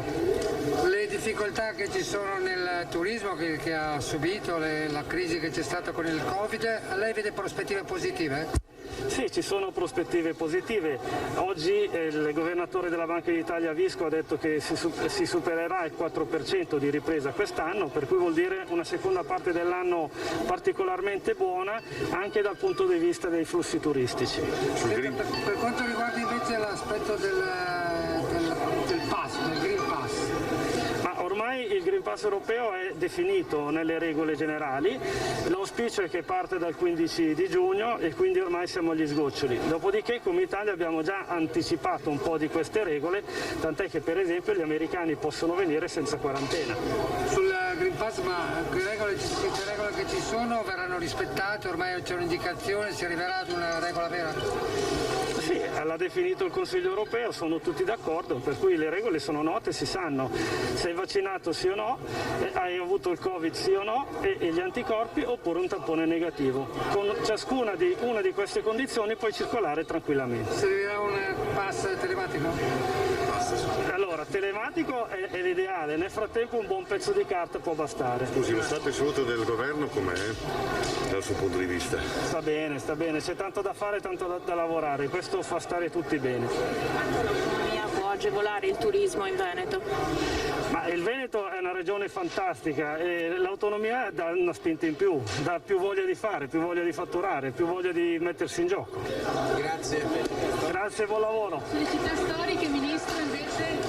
Abbiamo messo 50 milioni adesso, poi ci sono tante altre iniziative in corsa. Grazie Ministro. Bene, avete sentito il Ministro del Turismo Massimo Garavaglia. Ci spostiamo rapidamente o forse dovremmo essere raggiunti, eccolo qui, dal Presidente Luca Zaia. C'è il Governatore Zaia. Eccoci. Dopo c'è l'audizione, prego. Quali sono state le richieste delle categorie economiche per il turismo avanzate al Ministro? Beh, sicuramente richieste di gente che ha la partita IVA in tasca, che ha a cuore il successo delle proprie imprese e l'occupazione. Prima istanza è quella di fare in modo che ci sia la possibilità di assumere personale, cioè tutte le imprese, ma non solo quelle turistiche, mi stanno letteralmente messaggiando rispetto al fatto che c'è la carenza di occupati, quindi la necessità di assumere professionalità.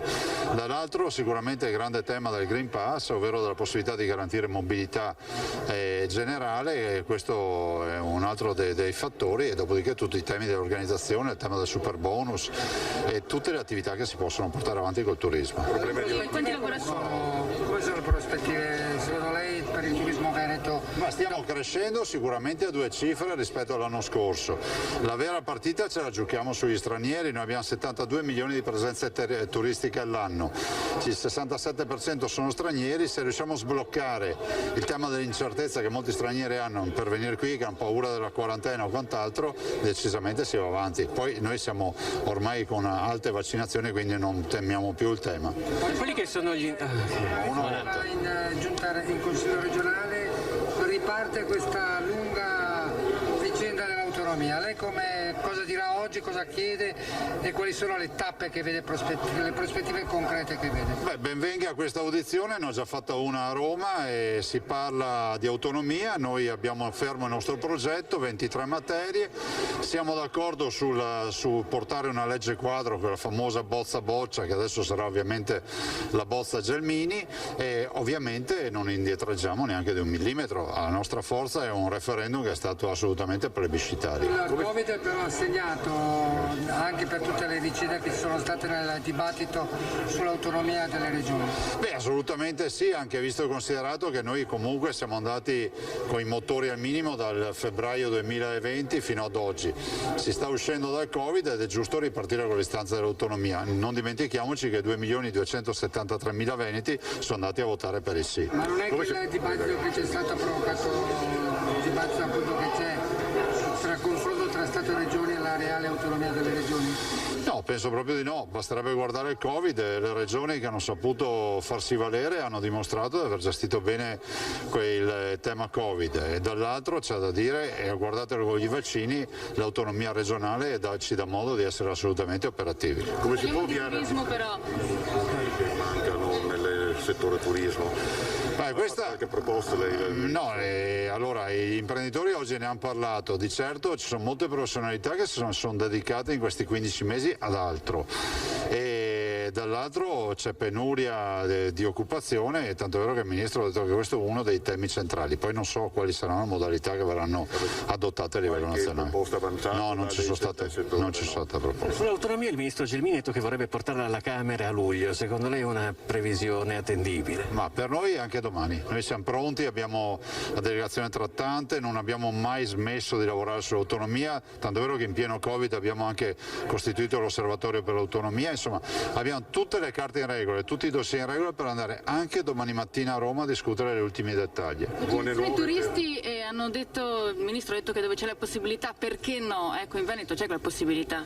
Sì, c'è la possibilità, ovviamente come ho detto fin dall'inizio questo è un servizio, anche se residuale, che si dà a pochissimi che ce lo potrebbero chiedere, che sta in piedi solo se abbiamo disponibilità di vaccini. Voglio ricordare che anche in questo momento non c'è disponibilità di vaccini, voglio ricordare che questa mattina in Veneto avevamo 93.000 dosi a magazzino, delle quali almeno 45.000 di AstraZeneca ferme per la seconda dose e quindi i vaccini non è che straripiamo di vaccini, questo è bene ricordarlo. Quindi non ci sono liberi tutti da 3 giorni in Veneto? Noi portiamo avanti la vaccinazione, guardi, io ho lanciato questa idea, potete andare a controllarlo almeno 10 o 15 giorni fa, di passare a liberi tutti dopo aver fatto i 40-49 anni, è registrato. La verità è che andremo a fissare nelle agende di fine giugno, luglio, nella speranza che ci arrivino vaccini. E buone nuove per quanto riguarda il nostro corregionale.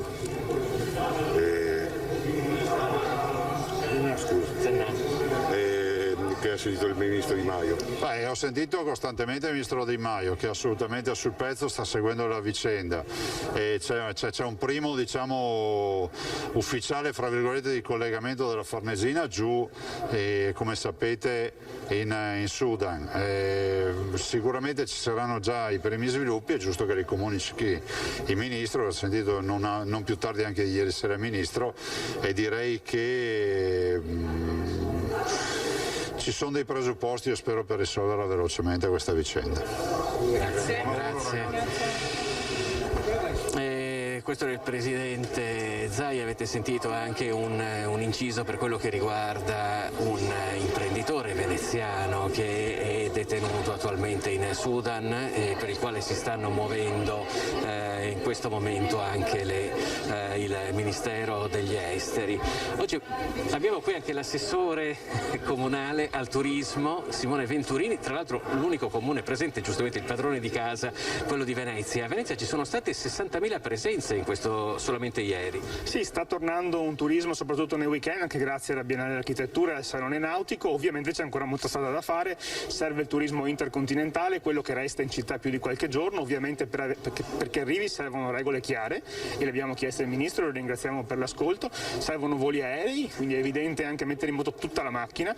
Chiarezza anche su alcuni settori importanti come i congressi e le crociere, che sono ancora in qualche modo sospese nel limbo.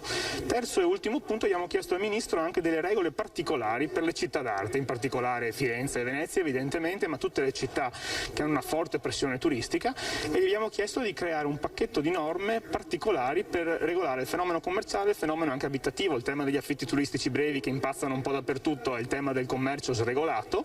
Ecco, nelle grandi città d'arte crea dei disagi e quindi un pacchetto di norme che dia ai comuni il potere di regolare il fenomeno commerciale, evitare che aprano solo take away o pizze al taglio o cineserie e dall'altra parte gestire il fenomeno abitativo, quindi tornare insomma a dare potere ai sindaci perché regolino un territorio. Per quello che è il vostro osservatorio, almeno quest'estate, abbiamo visto che sono tornati tedeschi, austriaci, francesi, ma avremo solamente turisti europei o magari arriveranno anche gli americani o dall'estremo oriente? No, arriveranno anche gli americani, certo in numeri non come il 2019, l'importante però è dare regole chiare. Oggi l'Europa non sta comunicando quali sono le sue regole di ingaggio, tamponi, vaccini, 48 ore non 48 ore, quarantena non quarantena.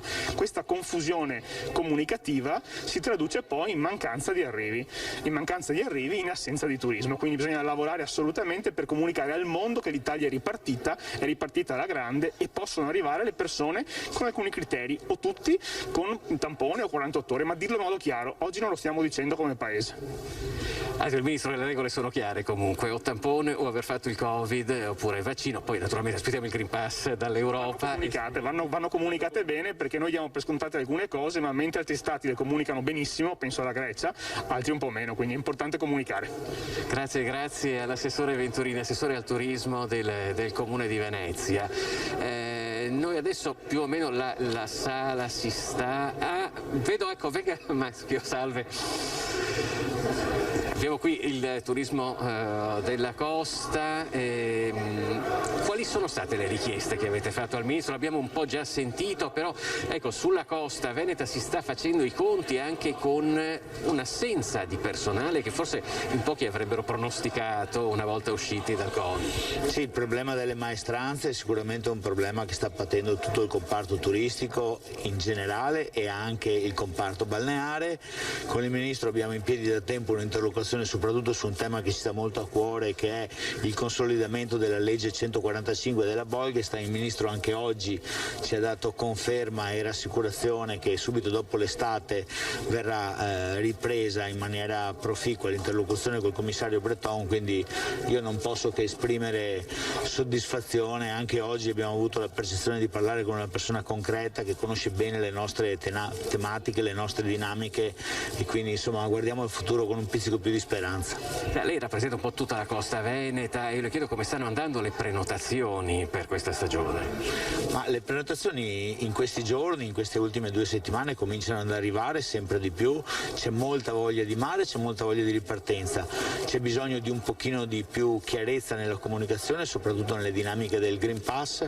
Oggi il Ministro ci ha rassicurato anche da questo punto di vista, anticipandoci che dalla metà di giugno appunto si partirà, che ormai siamo pronti, c'è un importante incontro ad Atene con tutti i ministri turistici tra un paio di giorni, quindi insomma la Costa Veneta è pronta, speriamo di poter accogliere presto non solo il mercato interno e i turisti di prossimità ma anche i turisti stranieri che torneranno, siamo sicuri, in Italia e in Veneto in particolare. Grazie mille. Dunque io direi che probabilmente possiamo chiudere qui il nostro collegamento, la sala si è andata svuotando, come vi avevamo annunciato questo è solamente il primo di 2 importanti avvenimenti che si svolgono oggi a Venezia, qui a Palazzo Balbi, sede della Giunta regionale del Veneto, la visita del Ministro al Turismo Massimo Garavaglia che si è confrontato con il Presidente della Regione Luca Zaia e con le categorie economiche impegnate in questo comparto così importante per la nostra economia. Il secondo appuntamento invece si svolgerà a circa 5-10 minuti di motoscafo da qui nel Palazzo Ferrofini, che è quello che ospita il Consiglio regionale del Veneto, dove è previsto l'arrivo verso le 15 della Commissione bilaterale per gli affari regionali. Sul tavolo la legge quadro sull'autonomia del Veneto, quindi una partita che riprende ad andare avanti e probabilmente avrà un'accelerazione molto forte. Ve lo racconteremo comunque nel corso dei nostri telegiornali a partire dalle prossime edizioni. Con questo per ora da Venezia è tutto, vi restituiamo la linea. Grazie Grazie davvero a Filippo Fois, Sandro Ponchio per la cronaca di questa giornata importante per il Veneto. Avete sentito le parole del ministro Garavaglia che ha detto: il Veneto è il turismo, qui c'è tutto. Siamo in un momento di ripartenza, ma dobbiamo essere veloci per ripartire. Allora, noi ripartiremo tra pochissimo con la nostra diretta, perché ho già 2 ospiti in collegamento. Chiedo ad entrambi la cortesia di aspettare ancora, di pazientare ancora qualche minuto, perché io lancerei subito la pubblicità, prima il meteo e poi tornando parleremo di turismo, parleremo di ripartenza anche ricordando la giornata di venerdì con la Pedemontana, e poi parleremo di un tema molto molto importante che è quello dell'inclusione sociale all'interno delle nostre aziende insieme a Confindustria Belluno. Tutto questo subito dopo la pubblicità. Adesso il meteo.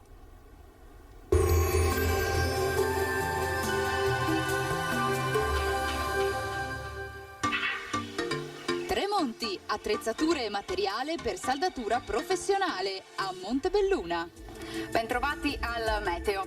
Prevale ancora l'alta pressione sull'Italia. Sul nostro territorio la settimana inizia in un contesto in genere buono. Vediamo insieme il dettaglio con l'aiuto della nostra grafica. Sul Veneto avremo un ampio soleggiamento, tuttavia in alcuni momenti della giornata il cielo potrebbe localmente coprirsi e sui rilievi poi non si escludono anche degli occasionali piovaschi. Altrove il tempo si manterrà buono. Temperature in lieve calo, minime tra 7 e 14 gradi, valori massimi oscillanti invece tra i 19 e i 22 gradi all'incirca. Ci spostiamo ora sul Friuli Venezia Giulia, anche qui sarà soleggiato, ma nelle ore pomeridiane avremo qualche occasionale acquazzone sui monti. Temperature minime tra 9 e 11 gradi, massime sui 20-22 gradi. Infine uno sguardo al Trentino Alto Adige, anche qui tanto sole, avremo però qualche addensamento, specie sui settori più meridionali, in genere senza piogge. Temperature minime intorno ai 6-10 gradi, massime infine sui 22 all'incirca. Dal meteo di Antena 3 per ora è tutto, grazie per l'attenzione, arrivederci al prossimo aggiornamento.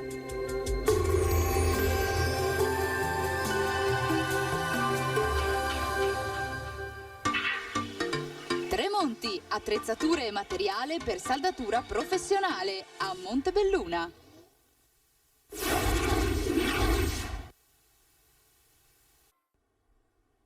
Rieccoci in diretta, abbiamo seguito la visita del ministro al turismo Garavaglia in Veneto, il lungo incontro, era atteso infatti per le 12:15 il punto stampa ed è iniziato con circa mezz'ora di ritardo, ma erano tanti i temi sul tavolo portati anche dai soggetti coinvolti nel turismo in Veneto, le categorie che stanno soffrendo e che hanno messo davanti al ministro quelle che sono le necessità per una ripartenza sicura, naturalmente, ma altrettanto veloce.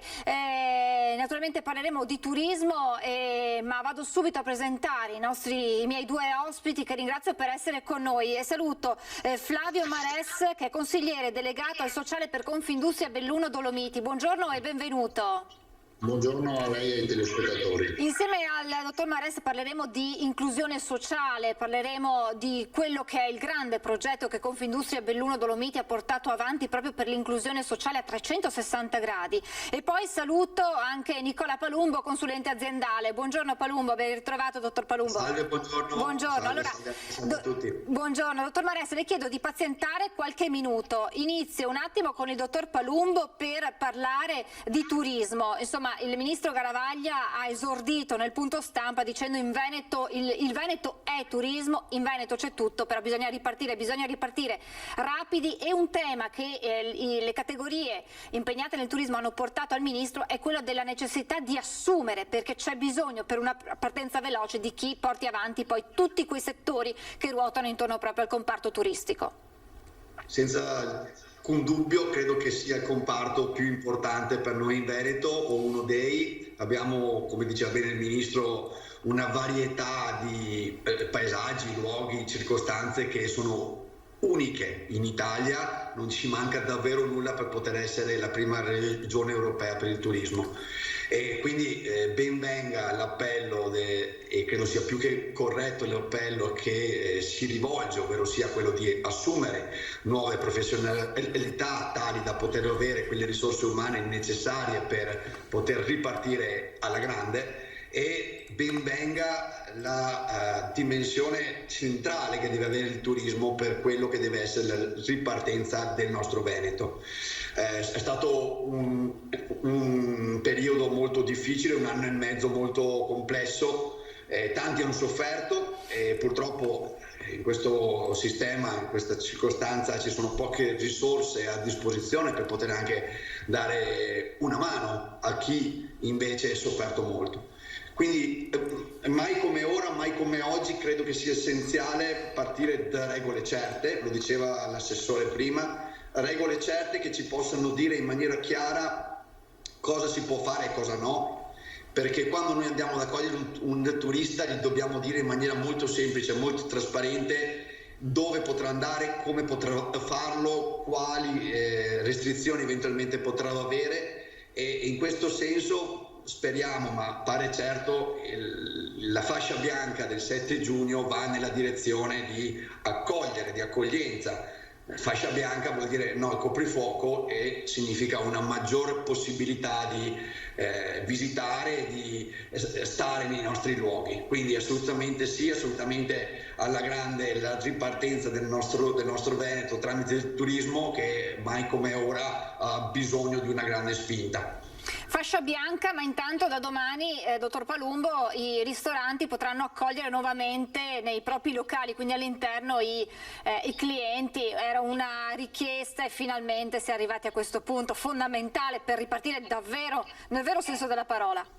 Essenziale, un punto essenziale, chiaramente stiamo attenti perché ripartendo anche negli ambienti chiusi ora dovremo stare molto attenti appunto all'evoluzione dei contagi, che sappiamo essere molto scarsi all'esterno ma molto frequenti all'interno, ma insomma stanno andando bene i vaccini, le regole le stiamo rispettando tutti ormai da tanto tempo con grande impegno, per cui sono certo che andrà tutto bene. Questo è un altro settore, quello dell'esercizio pubblico, del ristorante, dei locali in genere, che ha sofferto tantissimo e che mai come ora attende la possibilità anche di aprire l'interno per poter avere un altro sbocco e poter tornare passo dopo passo a una situazione di normalità. Per cui sono molto contento per quello che potrà esserci dal 1° giugno, in attesa del 7 giugno, che secondo me sarà lo step ultimo, oltre il quale non torneremo più indietro.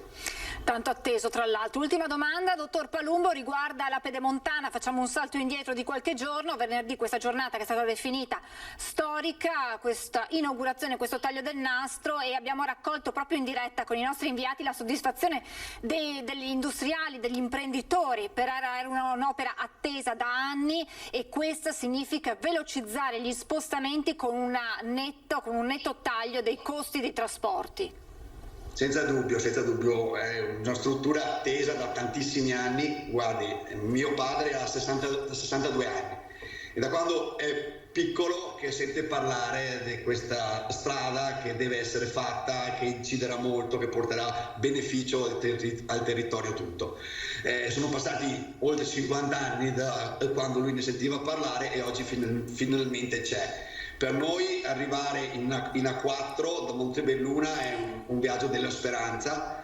Dobbiamo fare, in assenza della superstrada, una strada estremamente brutta, con una pavimentazione brutta, con tanto traffico, con mezzi pesanti che rendono il tutto molto lento. Oggi finalmente sarà possibile giungere in A4 in maniera molto rapida e scorrevole. Questo vale moltissimo. Resta l'annoso tema del costo, perché costa parecchio. Spero e credo che ci si potrà incontrare attorno a un tavolo per poter parlare di questo tema, perché non solo le aziende devono averne beneficio, ma anche i residenti, e questo è un altro punto estremamente centrale. Il terzo punto che si aggancia al primo è proprio quello del flusso turistico.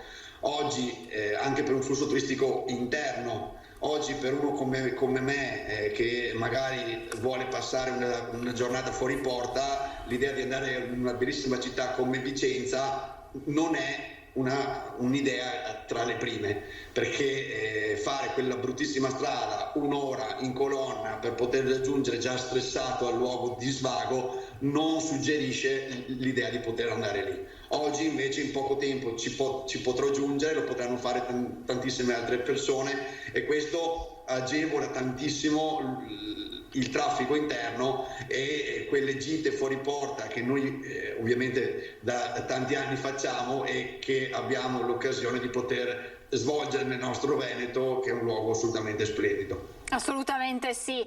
Io la ringrazio, grazie al dottor Nicola Palumbo per il suo contributo e buon lavoro, ci risentiamo presto, grazie. Grazie, salve.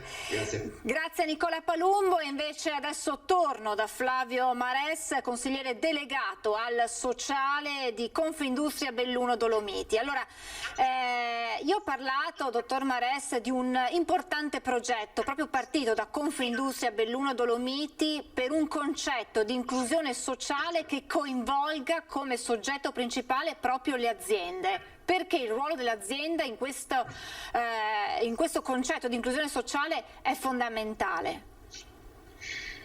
Beh, l'azienda è fondamentale nell'aspetto economico della nostra società, per cui chiaramente tante cose dipendono dall'azienda, la vita delle famiglie e la vita della società civile in genere. Aziende vuol dire anche il commercio e l'artigianato ovviamente e il turismo, che è una fetta importante anche per la provincia di Belluno.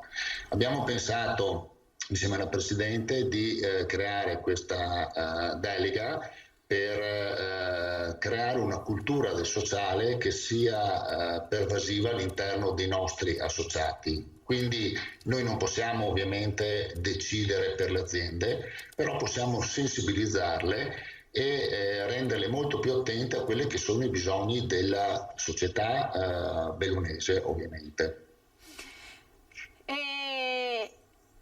Assumere persone con disabilità rende, ed è un po' il titolo che abbiamo messo noi per questo suo, rende l'azienda più competitiva e più coesa.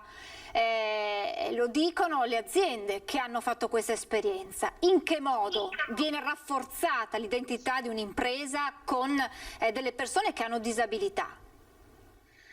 Beh, diciamo che rispetto ad anni fa la disabilità viene vista in modo assolutamente diverso. Una volta la persona disabile veniva nascosta dalla società con tutta una serie di effetti negativi, per cui quelle poche persone che riuscivano ad approcciare al mondo del lavoro, anche culturalmente da parte della famiglia era un approccio difficile, non trovavano il sostegno della società. E molte volte non trovavano il sostegno delle aziende, anche per tutta una serie di complicanze e costi, perché c'è anche un aspetto legato ai costi, che limitavano le scelte delle aziende. Cambiando un po' la cultura generale della nostra società, l'inclusione lavorativa è diventato, non dico un vanto per le aziende, ma poco ci manca, perché vuol dire essere capaci di intercettare le abilità delle persone dando meno risalto alla parte meno abile. Il fatto di intercettare le abilità delle persone vuol dire però non tanto un'operazione fatta dall'azienda come ente, ma fatta dall'azienda come persone, perché senza la partecipazione delle persone che formano l'azienda non sarebbe possibile questo.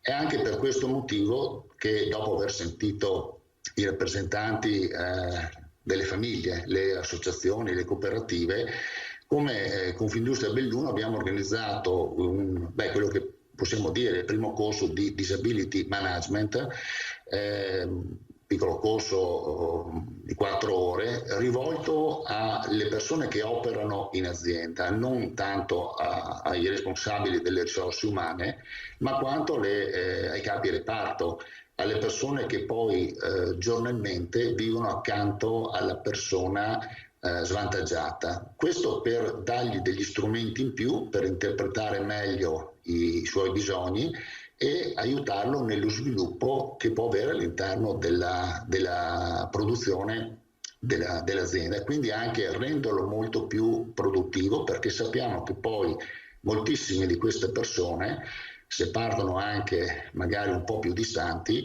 hanno delle capacità inespresse che si esprimono proprio nell'arco del tempo, però bisogna creare tutto il substrato che può aiutare a farli emergere. Come si può intervenire, dottor Mares, per fare in modo che le aziende in modo globale capiscano l'importanza di avere tra i propri dipendenti delle persone appunto con disabilità? In che modo si sta lavorando a questo? Allora, noi abbiamo, dicevo prima, non possiamo decidere per le aziende, però possiamo cercare di creare una cultura dell'accoglienza, chiamiamola così. Per fare questo abbiamo sviluppato un progetto dove il primo passaggio è stato la presentazione appunto di questo progetto, e l'abbiamo fatto presentare agli enti e alle istituzioni che sono normalmente preposte, quindi l'ULSS, Veneto Lavoro, il mondo del lavoro, e la scuola, perché sono i tre elementi, i tre cardini essenziali per arrivare ad avere una ottima integrazione di una persona svantaggiata. Ecco. Un altro passaggio importante l'abbiamo fatto con le cooperative, perché abbiamo scoperto che non tutte le aziende sono consapevoli che si può ottemperare alla legge 68 non solo assumendo, ma anche demandando il lavoro alle cooperative, il che non vuol dire evitare di portare in casa, diciamo, una persona disabile o svantaggiata, ma può voler dire dare modo a delle strutture organizzate meglio dell'ambiente lavorativo classico di preparare delle persone che poi un domani entreranno nel mondo del lavoro. Quindi questo qua è un passaggio estremamente importante, è stato un passaggio estremamente importante, proprio perché poi ha innescato anche da parte delle associazioni, delle cooperative, una serie di proposte che adesso stanno arrivando sul territorio. Quindi non è una risposta che può arrivare con una unica risposta, ma è un insieme di fattori integrati tra di loro. Dottor Mares, Belluno si fa anche portavoce, capofila per diffondere il concetto di responsabilità sociale d'impresa, e che si collega a tutto il discorso che stiamo facendo. Quindi un ruolo ulteriore che l'impresa può avere anche proprio per il tessuto, per la vita di quel territorio nel quale cresce e si sviluppa l'azienda. Certo, il concetto di responsabilità sociale d'impresa è un concetto vecchissimo, direi. Appena dopo la prima rivoluzione industriale già si parlava della responsabilità sociale d'impresa. È un qualcosa che poi è andato sminuendo nel tempo. È stato ripreso ultimamente soprattutto dalla cultura anglosassone e soprattutto da quella americana, laddove ci sono delle condizioni però direi ovviamente diverse rispetto alle nostre, due fondamentali: uno la possibilità di licenziare oggi per oggi, e l'altro il livello di tassazione che è completamente diverso rispetto a quello europeo e soprattutto italiano. In Italia si parla di responsabilità sociale d'impresa da un decennio, in modo consistente, ma anche prima, però più consistente negli ultimi 10 anni, perché realisticamente la copertura sociale era demandata allo Stato, proprio in funzione della tassazione che noi paghiamo. Quindi da un punto di vista un'azienda che paga le tasse e che assume anche rispettando gli obblighi della legge 68 sarebbe già a posto, no? Nella sua responsabilità sociale d'impresa. Però è anche vero che nell'arco del tempo lo Stato è sempre meno presente, la società civile ha sempre più bisogno di un supporto oltre a quello che arriva dallo Stato, sia le famiglie e sia la struttura organizzativa della società. Quindi si è ritornati a parlare di responsabilità sociale d'impresa, che è una responsabilità forse più civile, no? Cioè per mantenere quello Stato che ha permesso la nostra civiltà, alla nostra società di evolversi e di strutturarsi in un certo modo.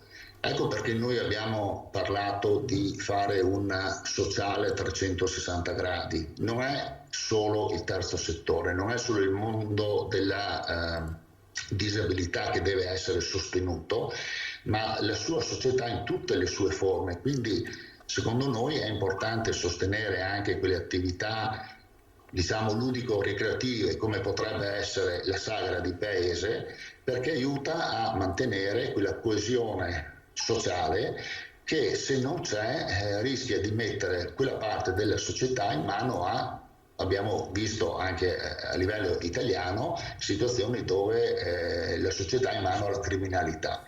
Ecco, quindi è una responsabilità sociale d'impresa a 360 gradi proprio per questi motivi.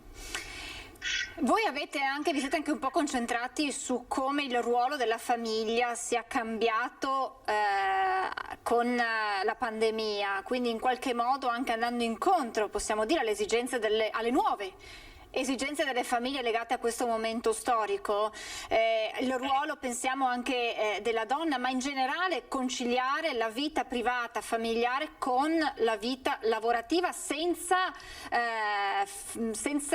diciamo così, andare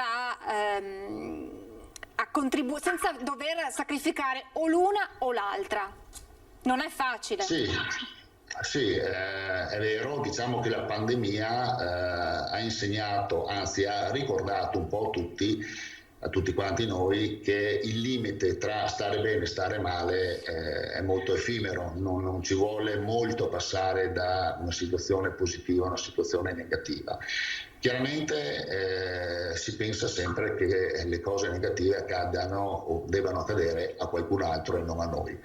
Però noi in questo senso avevamo già dato adesione a un progetto che è molto importante, la certificazione definita Family Audit, che è una certificazione che le aziende possono perseguire e ottenere a testimonianza dell'attività che loro fanno a favore dei dipendenti proprio nella concertazione casa-lavoro a cui lei faceva riferimento.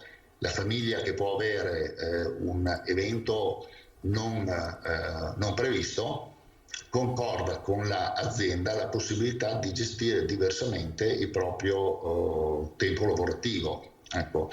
E facendo questo in modo strutturato si può arrivare ad avere una certificazione, appunto il Family Audit, che viene riconosciuto a livello nazionale. Questo è un grande passo avanti, è un grande stimolo che viene dato alle aziende, proprio perché non solo possono fare qualcosa a favore dei dipendenti, ma possono fare qualcosa che dà risalto all'azienda stessa, che dà onore all'azienda stessa, perché è un modo per farlo sapere, tanto quanto una certificazione ISO o altra certificazione di produzione. Mi viene da fare l'avvocato del diavolo, mentre lei parlava stavo ragionando sul fatto che spesso ci si lamenta che manchino politiche per la famiglia a livello nazionale. E mi viene da dire è necessario che si intervenga sul territorio, che siano i privati a fare qualcosa, in questo caso l'associazione degli industriali, Belluno Dolomiti. Si fa abbastanza a livello di normative, a livello politico nazionale per la famiglia e per anche l'inclusione, che è il tema con cui abbiamo iniziato il nostro discorso con lei? Beh, diciamo che non è il mio ambito e non entrerei in argomenti che sono più politici che sociologici, però posso trasmettere quello che arriva direttamente dalle famiglie che noi abbiamo intervistato, proprio sulla quale abbiamo anche cercato di sviluppare parte del nostro progetto. Sicuramente c'è una lamentela sul fatto che i servizi erogati non sono mai sufficienti. Che si tratti di qualunque tipo di disabilità, non voglio portare casi specifici, ma la lamentela c'è. È chiaro che dicevo prima, il sociale di ognuno di noi dovrebbe essere già incluso nelle tasse che paghiamo. sapendo che non è così, non è che possiamo fare finta di nulla e lamentarci semplicemente che non abbiamo i servizi.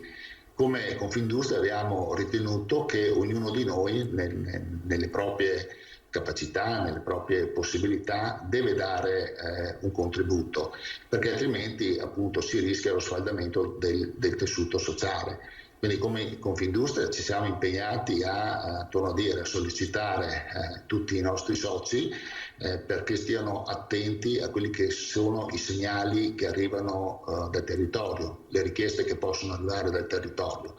Poi chiaramente l'aspetto politico io lo lascerei a chi gestisce norme e non sta, ecco, questo assolutamente. Assolutamente. In tutto questo il ruolo della donna lavoratrice, però anche madre, moglie, come si inquadra? Avete avuto appunto nelle interviste che avete fatto con queste famiglie anche un riscontro da questo punto di vista? Si è parlato spesso, soprattutto in questo momento di pandemia, di come la donna si sia caricata sulle spalle il peso della gestione familiare, difficile perché pensiamo solo alla didattica a distanza per i figli, ma anche la donna che poi ha dovuto far coincidere gli impegni lavorativi con quelli della gestione dei figli.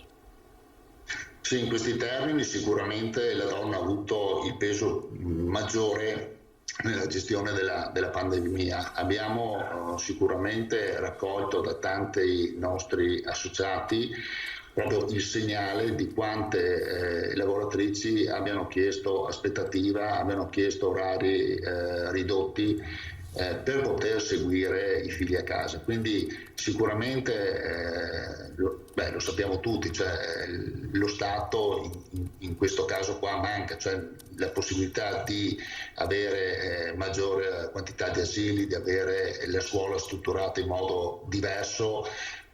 È anche vero che ci siamo trovati nella pandemia, una cosa mai avvenuta prima, se non 120 anni fa, per cui è anche difficile da gestire, però sicuramente le donne, le lavoratrici sono quelle che hanno pagato lo scotto maggiore, questo sicuramente. Diciamo che quello che si diceva prima, il family audit che deve portare una cultura di impresa che faciliti la concertazione casa-lavoro, diciamo che da noi ha avuto parecchio interesse, anche se poi alla fine sono poche le aziende che hanno aderito, ma non tanto per mancanza di interesse, più che altro per l'impegno che questa certificazione può generare. Ma mentre in realtà sappiamo che sono tante le aziende che hanno permesso orari differenziati, che hanno accettato sospensione dell'attività lavorativa, anche aziende che nel frattempo hanno comunque ripreso a lavorare o hanno continuato a lavorare parecchio in funzione del tipo di prodotto che stavano facendo. Ecco. Quindi direi che la cultura del bellunese in questi termini sicuramente va a favore. D'altro canto ce lo diceva proprio Veneto Lavoro in uno degli incontri che abbiamo fatto da noi. La legge 68, che quindi è quella relativa all'obbligo delle assunzioni delle persone svantaggiate, nella provincia di Belluno viene ottemperata per oltre il 70% dei casi, contro una media del Veneto del 55% e una media nazionale del 28%. Ecco, quindi questo dice lunga su quella che è la cultura della popolazione bellunese, delle aziende bellunesi nei confronti delle persone più fragili. I numeri non mentono mai, sono sempre molto significativi. Io la ringrazio davvero tantissimo, dottor Mares, Flavio Mares di Confindustria Belluno, delegato al sociale di Confindustria Belluno Dolomiti, per questo suo contributo molto molto importante per quello che è il ruolo dell'azienda in un concetto molto importante che è quello di inclusione sociale. Grazie davvero e buon lavoro, a presto. Grazie. Grazie a lei e ai vostri telespettatori. Grazie davvero dottor Mares, perché insomma si parla spesso di inclusione sociale e abbiamo capito quanto tutti i soggetti coinvolti sul territorio abbiano un ruolo fondamentale per arrivare a questo e come poi ci si possa arricchire proprio nel momento in cui si fa questa inclusione sociale. Allora io mi fermerei ancora per una pausa pubblicitaria e poi tornerei con un riepilogo di quanto accaduto questa mattina a Palazzo Balbi con la visita del ministro Garavaglia, ma poi c'è anche tanta cronaca da raccontarvi. A tra poco.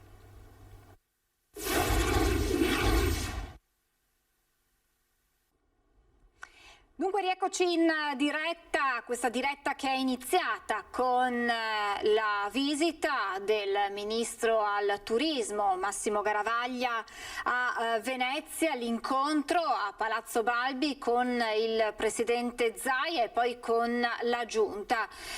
Ma prima l'incontro altrettanto importante con le categorie economiche coinvolte nel comparto turistico, categorie e soggetti che hanno portato al ministro quelle che sono le esigenze adesso per ripartire in sicurezza naturalmente, ma anche in velocità, e il primo punto che è stato portato è quello di assumere personale, l'assenza di personale e quindi la necessità che anche da un punto di vista normativo, da politico, si possa intervenire per velocizzare le tempistiche e trovare lavoratori da impiegare in questa stagione turistica estiva ormai alle porte.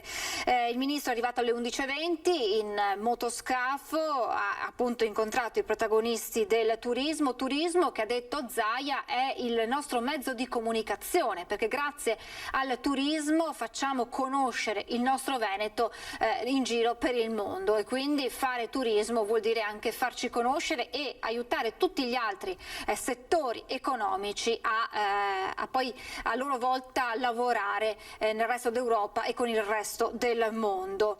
Il turismo, ha poi detto Zaia, rivolgendosi proprio al ministro, ce lo siamo inventati, è tutto sommato recente, da qualche generazione che si fa turismo, ci siamo reinventati, abbiamo trasformato dei posti, ha fatto l'esempio di Bibione e poi ha fatto l'esempio di Cavallino, che sono stati trasformati in punti di riferimento per il nostro turismo.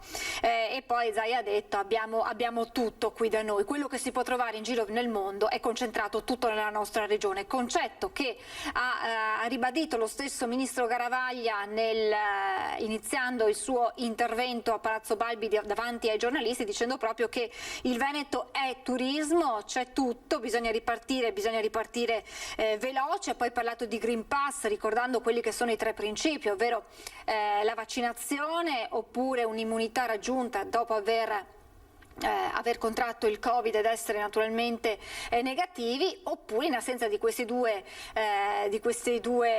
temi c'è quello del tampone negativo da presentare naturalmente una volta che ci si mette in viaggio. Dal 15 giugno a livello europeo dovrebbe esserci un pass elettronico, ma nel frattempo se dovessero esserci dei ritardi o comunque nel frattempo, ha detto il ministro, sarà sufficiente anche quello cartaceo. È stato chiesto da parte del ministro Garavaglia al ministro Speranza, quindi al collega del Dicastero della Salute, di togliere il tampone per quei turisti che sono vaccinati. A proposito di vaccini, per quanto riguarda le vaccinazioni turistiche, il commissario Figliuolo ha risposto, queste le parole riportate dal ministro, perché no, naturalmente c'è una condizione che è quella di avere dosi di vaccino a sufficienza, e mentre per quanto riguarda i vaccini ai turisti, anche questo si sta ancora valutando la possibilità di effettuare questo. Certo, ha spiegato il ministro, se si sta per 2 o 3 giorni no, se si sta per un periodo più lungo, e ha fatto l'esempio di un mese di soggiorno nella stessa località turistica, allora potrebbe esserci questa possibilità, ma naturalmente la condizione che è comune a tutte queste ipotesi è quella dell'arrivo di vaccini, perché poi l'ha detto anche Zaia ai nostri microfoni, lo avete sentito, al momento i vaccini stanno scarseggiando, ci sono quelli per i richiami, come sempre il Veneto fa magazzino per garantire la seconda dose a chi ha già ottenuto la prima. Per quanto riguarda i dati di questa stagione turistica sono già dati tutto sommato incoraggianti, ha detto Garavaglia. Abbiamo per questo ponte del 2 giugno 9 milioni di persone di italiani che dovrebbero appunto spostarsi. Per quanto riguarda poi la stagione estiva c'è un 10% in più di italiani che ha già prenotato o ha detto che è pronto, quindi è intenzionato a breve a prenotare la propria vacanza in Italia, e questo ci porta ad un 54,5%, appunto 10 punti percentuali in più rispetto alla situazione di un anno fa. Questo, ha detto Garavaglia, è un buon punto di partenza, ma noi dobbiamo certo curare il turismo a chilometri zero, il turismo di casa nostra, ma dobbiamo anche accogliere nuovamente e quindi richiamare in Italia i turisti stranieri, che poi rappresentano una fetta importante, hanno un peso significativo molto molto importante per l'economia turistica veneta. C'è poi un progetto che ha solo accennato il ministro Garavaglia dicendo quando sarà pronto ve ne parlerò, ed è quello di una miglioria dei centri storici, delle città d'arte, e quindi dei centri storici nelle città d'arte, e quindi capiremo anche poi nei prossimi giorni quale sia questo progetto che il Ministero del Turismo sta portando avanti. Molto molto importanti sono state poi le parole di Zaia, extra incontro con il ministro Garavaglia, e riguardano la vicenda, lo sapete, l'abbiamo seguita anche noi, dell'imprenditore Marco Zennaro, che si trova incarcerato. Comunque insomma c'è un provvedimento che limita la sua libertà in Sudan, una vicenda abbastanza complicata. Ebbene, ha detto Zaia, ho parlato anche questa mattina con il ministro Di Maio, ci sono importanti novità, ma lascerò al ministro renderle note, e quindi capiremo anche da questo punto di vista come si evolverà la situazione. In conclusione poi il governatore Zaia ha regalato al ministro Garavaglia, ha detto regalo un veneto che regala ad un lombardo il leone, un leone di San Marco in vetro di Murano. E questa è la sintesi, una sintesi molto concisa di quanto accaduto questa mattina. Poi naturalmente nelle edizioni serali dei nostri telegiornali vi renderemo conto di quanto accaduto, delle parole del ministro Garavaglia e del governatore Zaia. In conferenza stampa è entrata anche una domanda fatta da un collega proprio al ministro sulle parole del governatore della Banca d'Italia Ignazio Visco durante le considerazioni finali in occasione della presentazione della relazione annuale sul 2020. Visco ha detto: la pandemia ha avuto in tutto il mondo un costo altissimo in termini di vite umane, il suo contenimento ha richiesto restrizioni alle libertà individuali e ha condizionato in modo profondo la vita di tutti. Per molti ha determinato la perdita dell'occupazione, ha modificato i rapporti interpersonali e le modalità di studio, di produzione e lavoro. Sul piano economico la recessione che ne è conseguita è la più grave dalla fine del secondo conflitto mondiale. Nel 2020, ha detto ancora Visco, la diminuzione del prodotto globale è stata pari al 3,3%, con effetti eterogenei tra aree geografiche, settori produttive, imprese e famiglie. Ancora più ampia, quasi del 9%, è stata la caduta del commercio internazionale, caratterizzata da una temporanea interruzione delle filiere produttive, cui si è associato un forte calo appunto dei flussi turistici. La perdita di occupazione, ha concluso Visco, ha colpito in misura più marcata i giovani, le donne e i lavoratori precari, e questo è il quadro non certo positivo, ma non ci si poteva aspettare altrimenti dopo questi 16 mesi quasi che ci stiamo lasciando alle spalle, la fotografia appunto del governatore della Banca d'Italia Ignazio Visco. Intanto, tornando nei confini regionali, la Giunta del Veneto ha deliberato che l'avvio dei saldi estivi è fissato per il 3 luglio e a parziale deroga della normativa regionale è consentito lo svolgimento delle vendite promozionali anche nei 30 giorni antecedenti alle vendite di fine stagione, quindi dal 3 giugno. Le vendite, quindi i saldi estivi, avranno inizio il 3 luglio, il primo sabato di luglio, e si concluderanno il 31 agosto 2021. Questo dunque quanto deciso proprio questa mattina dalla Giunta regionale del Veneto. Questo è un quadro legato alla pandemia. Adesso invece veniamo alla cronaca e partiamo con un'operazione della Guardia di Finanza di Vicenza che ha permesso di individuare ancora una volta i cosiddetti furbetti del reddito di cittadinanza. Ci sono diversi denunciati, ma ci racconta tutto in diretta la nostra Luisa Bertini. Buongiorno Luisa. Sì, buongiorno a voi. Parliamo di un'operazione della Finanza Vicentina, al centro i furbetti del reddito di cittadinanza, in 19 denunciati per indebita percezione per aver dichiarato il falso nella dichiarazione sostitutiva. La somma della truffa di denaro percepito illegalmente ammonta a circa 160.000 euro. Il tutto in una panoramica territoriale che abbraccia tutta la provincia, quindi Vicenza, Bassano del Grappa, Schio, Montecchio Maggiore, Rosà, Valdagno, Roana, Poiana Maggiore e altre città. Tra loro i profili più disparati, c'erano imprenditori o lavoratori dipendenti, come ad esempio un campano residente a Vicenza che non ha mai dichiarato di essere legale rappresentante di una SRL attiva nel settore dei trasporti e neanche di essere intestatario di 2 immobili, o di una rumena che non ha dichiarato di essere dipendente di un'azienda. Poi c'è anche chi aveva dichiarato il falso sulla residenza pur di percepire il reddito di cittadinanza ma viveva altrove. Ti porto 2 esempi, il caso di una dominicana o di una donna albanese, di una nigeriana e di un senegalese che magari avevano dimorato solo per qualche anno in comuni di vicentini ma poi se n'erano andati o non avevano ancora maturato gli anni necessari di residenza nel nostro paese per accedere a questo beneficio. O ancora, tra loro c'è chi aveva vinto somme di denaro senza dichiararle. In 2, ad esempio in un caso si tratta di una donna di origini campane domiciliata nel Vicentino che aveva omesso anche di comunicare la reclusione di un membro del suo nucleo familiare in carcere o nel caso di un bresciano residente a Bassano che sottoposto a misure restrittive della libertà personale al momento della presentazione dell'istanza. Infine altri 3 casi. Le Fiamme Gialle hanno approfondito la posizione di richiedenti del reddito di cittadinanza residenti in un insediamento nomadi di etnia rom che non avevano i requisiti per richiederlo perché lavoratori. Accertando tutte queste posizioni, accertando i fatti, la Finanza e l'Inps hanno provveduto a bloccare le posizioni e a recuperare le somme erogate appunto per 160.000 euro.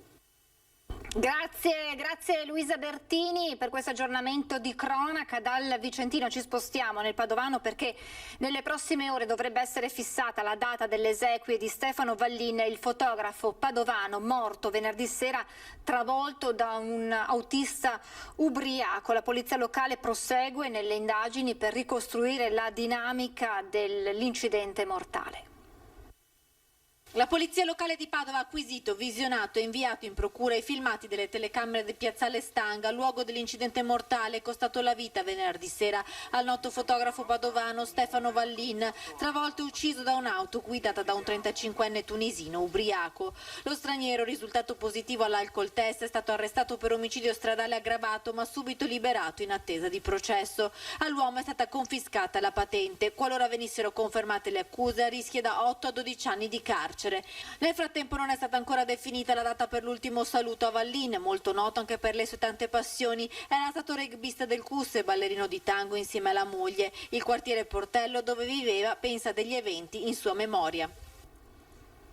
E restiamo in provincia di Padova sempre con la cronaca perché un mese e mezzo fa ci fu il primo controllo da parte dei carabinieri. Tra sabato e domenica notte, dopo l'orario del coprifuoco, in azione sono entrati gli agenti della polizia locale del Campo Sampierese che hanno identificato una ventina di persone. Vediamo che cosa è accaduto. Porte e finestre chiuse, tapparelle abbassate. Non avevano alcuna intenzione di far entrare gli agenti della polizia locale della Federazione del Campo Sampierese le persone che alla mezzanotte tra sabato e domenica in violazione alle norme anti-Covid stavano ancora cenando all'interno del circolo Amici della Sardegna di via Musona Borgoricco. Sotto l'occhio elettronico delle bodycam in dotazione, gli agenti hanno atteso circa 2 ore. Sul posto sono arrivati anche i carabinieri. Alla fine, a poco più di un mese e mezzo dal primo controllo, il 19 aprile, gli agenti sono riusciti a identificare parte dei presenti, 18 persone, perché qualcuno si era allontanato. Tra di loro anche il titolare che, cercando di non far entrare gli agenti, si è fatto male e per questo è stato medicato dai sanitari del 118. Gli esiti del controllo saranno adesso inviati alla prefettura che potrebbe decidere ulteriori provvedimenti.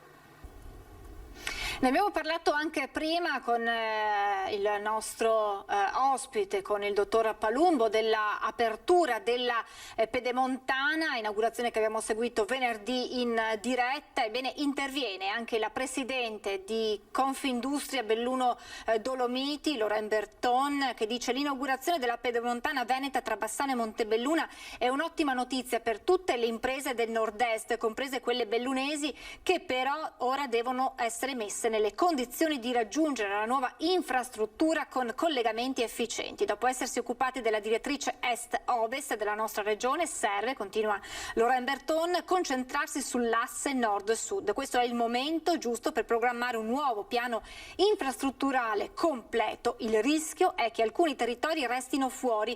Per questo, dice la presidente di Confindustria Belluno, mi appello alle istituzioni e in particolare al presidente Zaia, che sulla realizzazione della Pedemontana ha dimostrato competenza e rara determinazione. Berton ricorda il documento programmatico del tavolo delle infrastrutture della provincia di Belluno, datato luglio 2019, dove tra le priorità erano state individuate lo sblocco a nord e migliori collegamenti intervallivi. Dunque c'è ancora molto da fare per rendere poi questa Pedemontana fruibile da parte di tutti, e queste le parole di Lorraine Berton, presidente numero 1 degli industriali di Belluno Dolomiti. Fa ben capire il lavoro ancora da realizzare. Adesso noi ci fermiamo per un'altra pausa pubblicitaria e poi torniamo in diretta con le ultime notizie. A tra poco.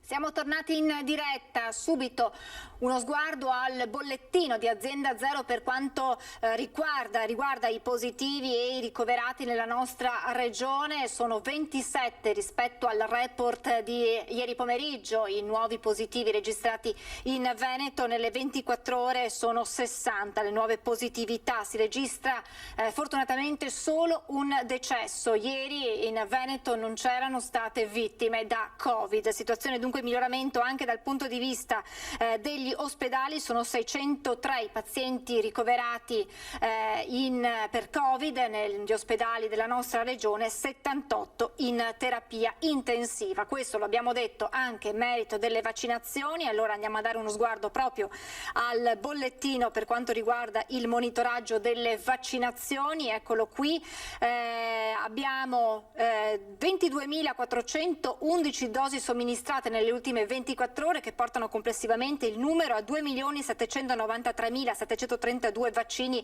effettuati in Veneto dall'inizio della campagna vaccinale. Prime dosi siamo ad 1.849.000, quindi con oltre 14.000 dosi somministrate in 24 ore, e sono 944.613 scusate, le persone che hanno completato il ciclo vaccinale. Il 96,7% è la percentuale di dosi somministrati sulle dosi fornite. Importante poi anche la copertura per fascia d'età. Vediamo che gli ultra ottantenni ormai hanno raggiunto quasi il 100%, siamo al 97,9% di persone di ultra ottantenni che hanno ricevuto almeno una dose.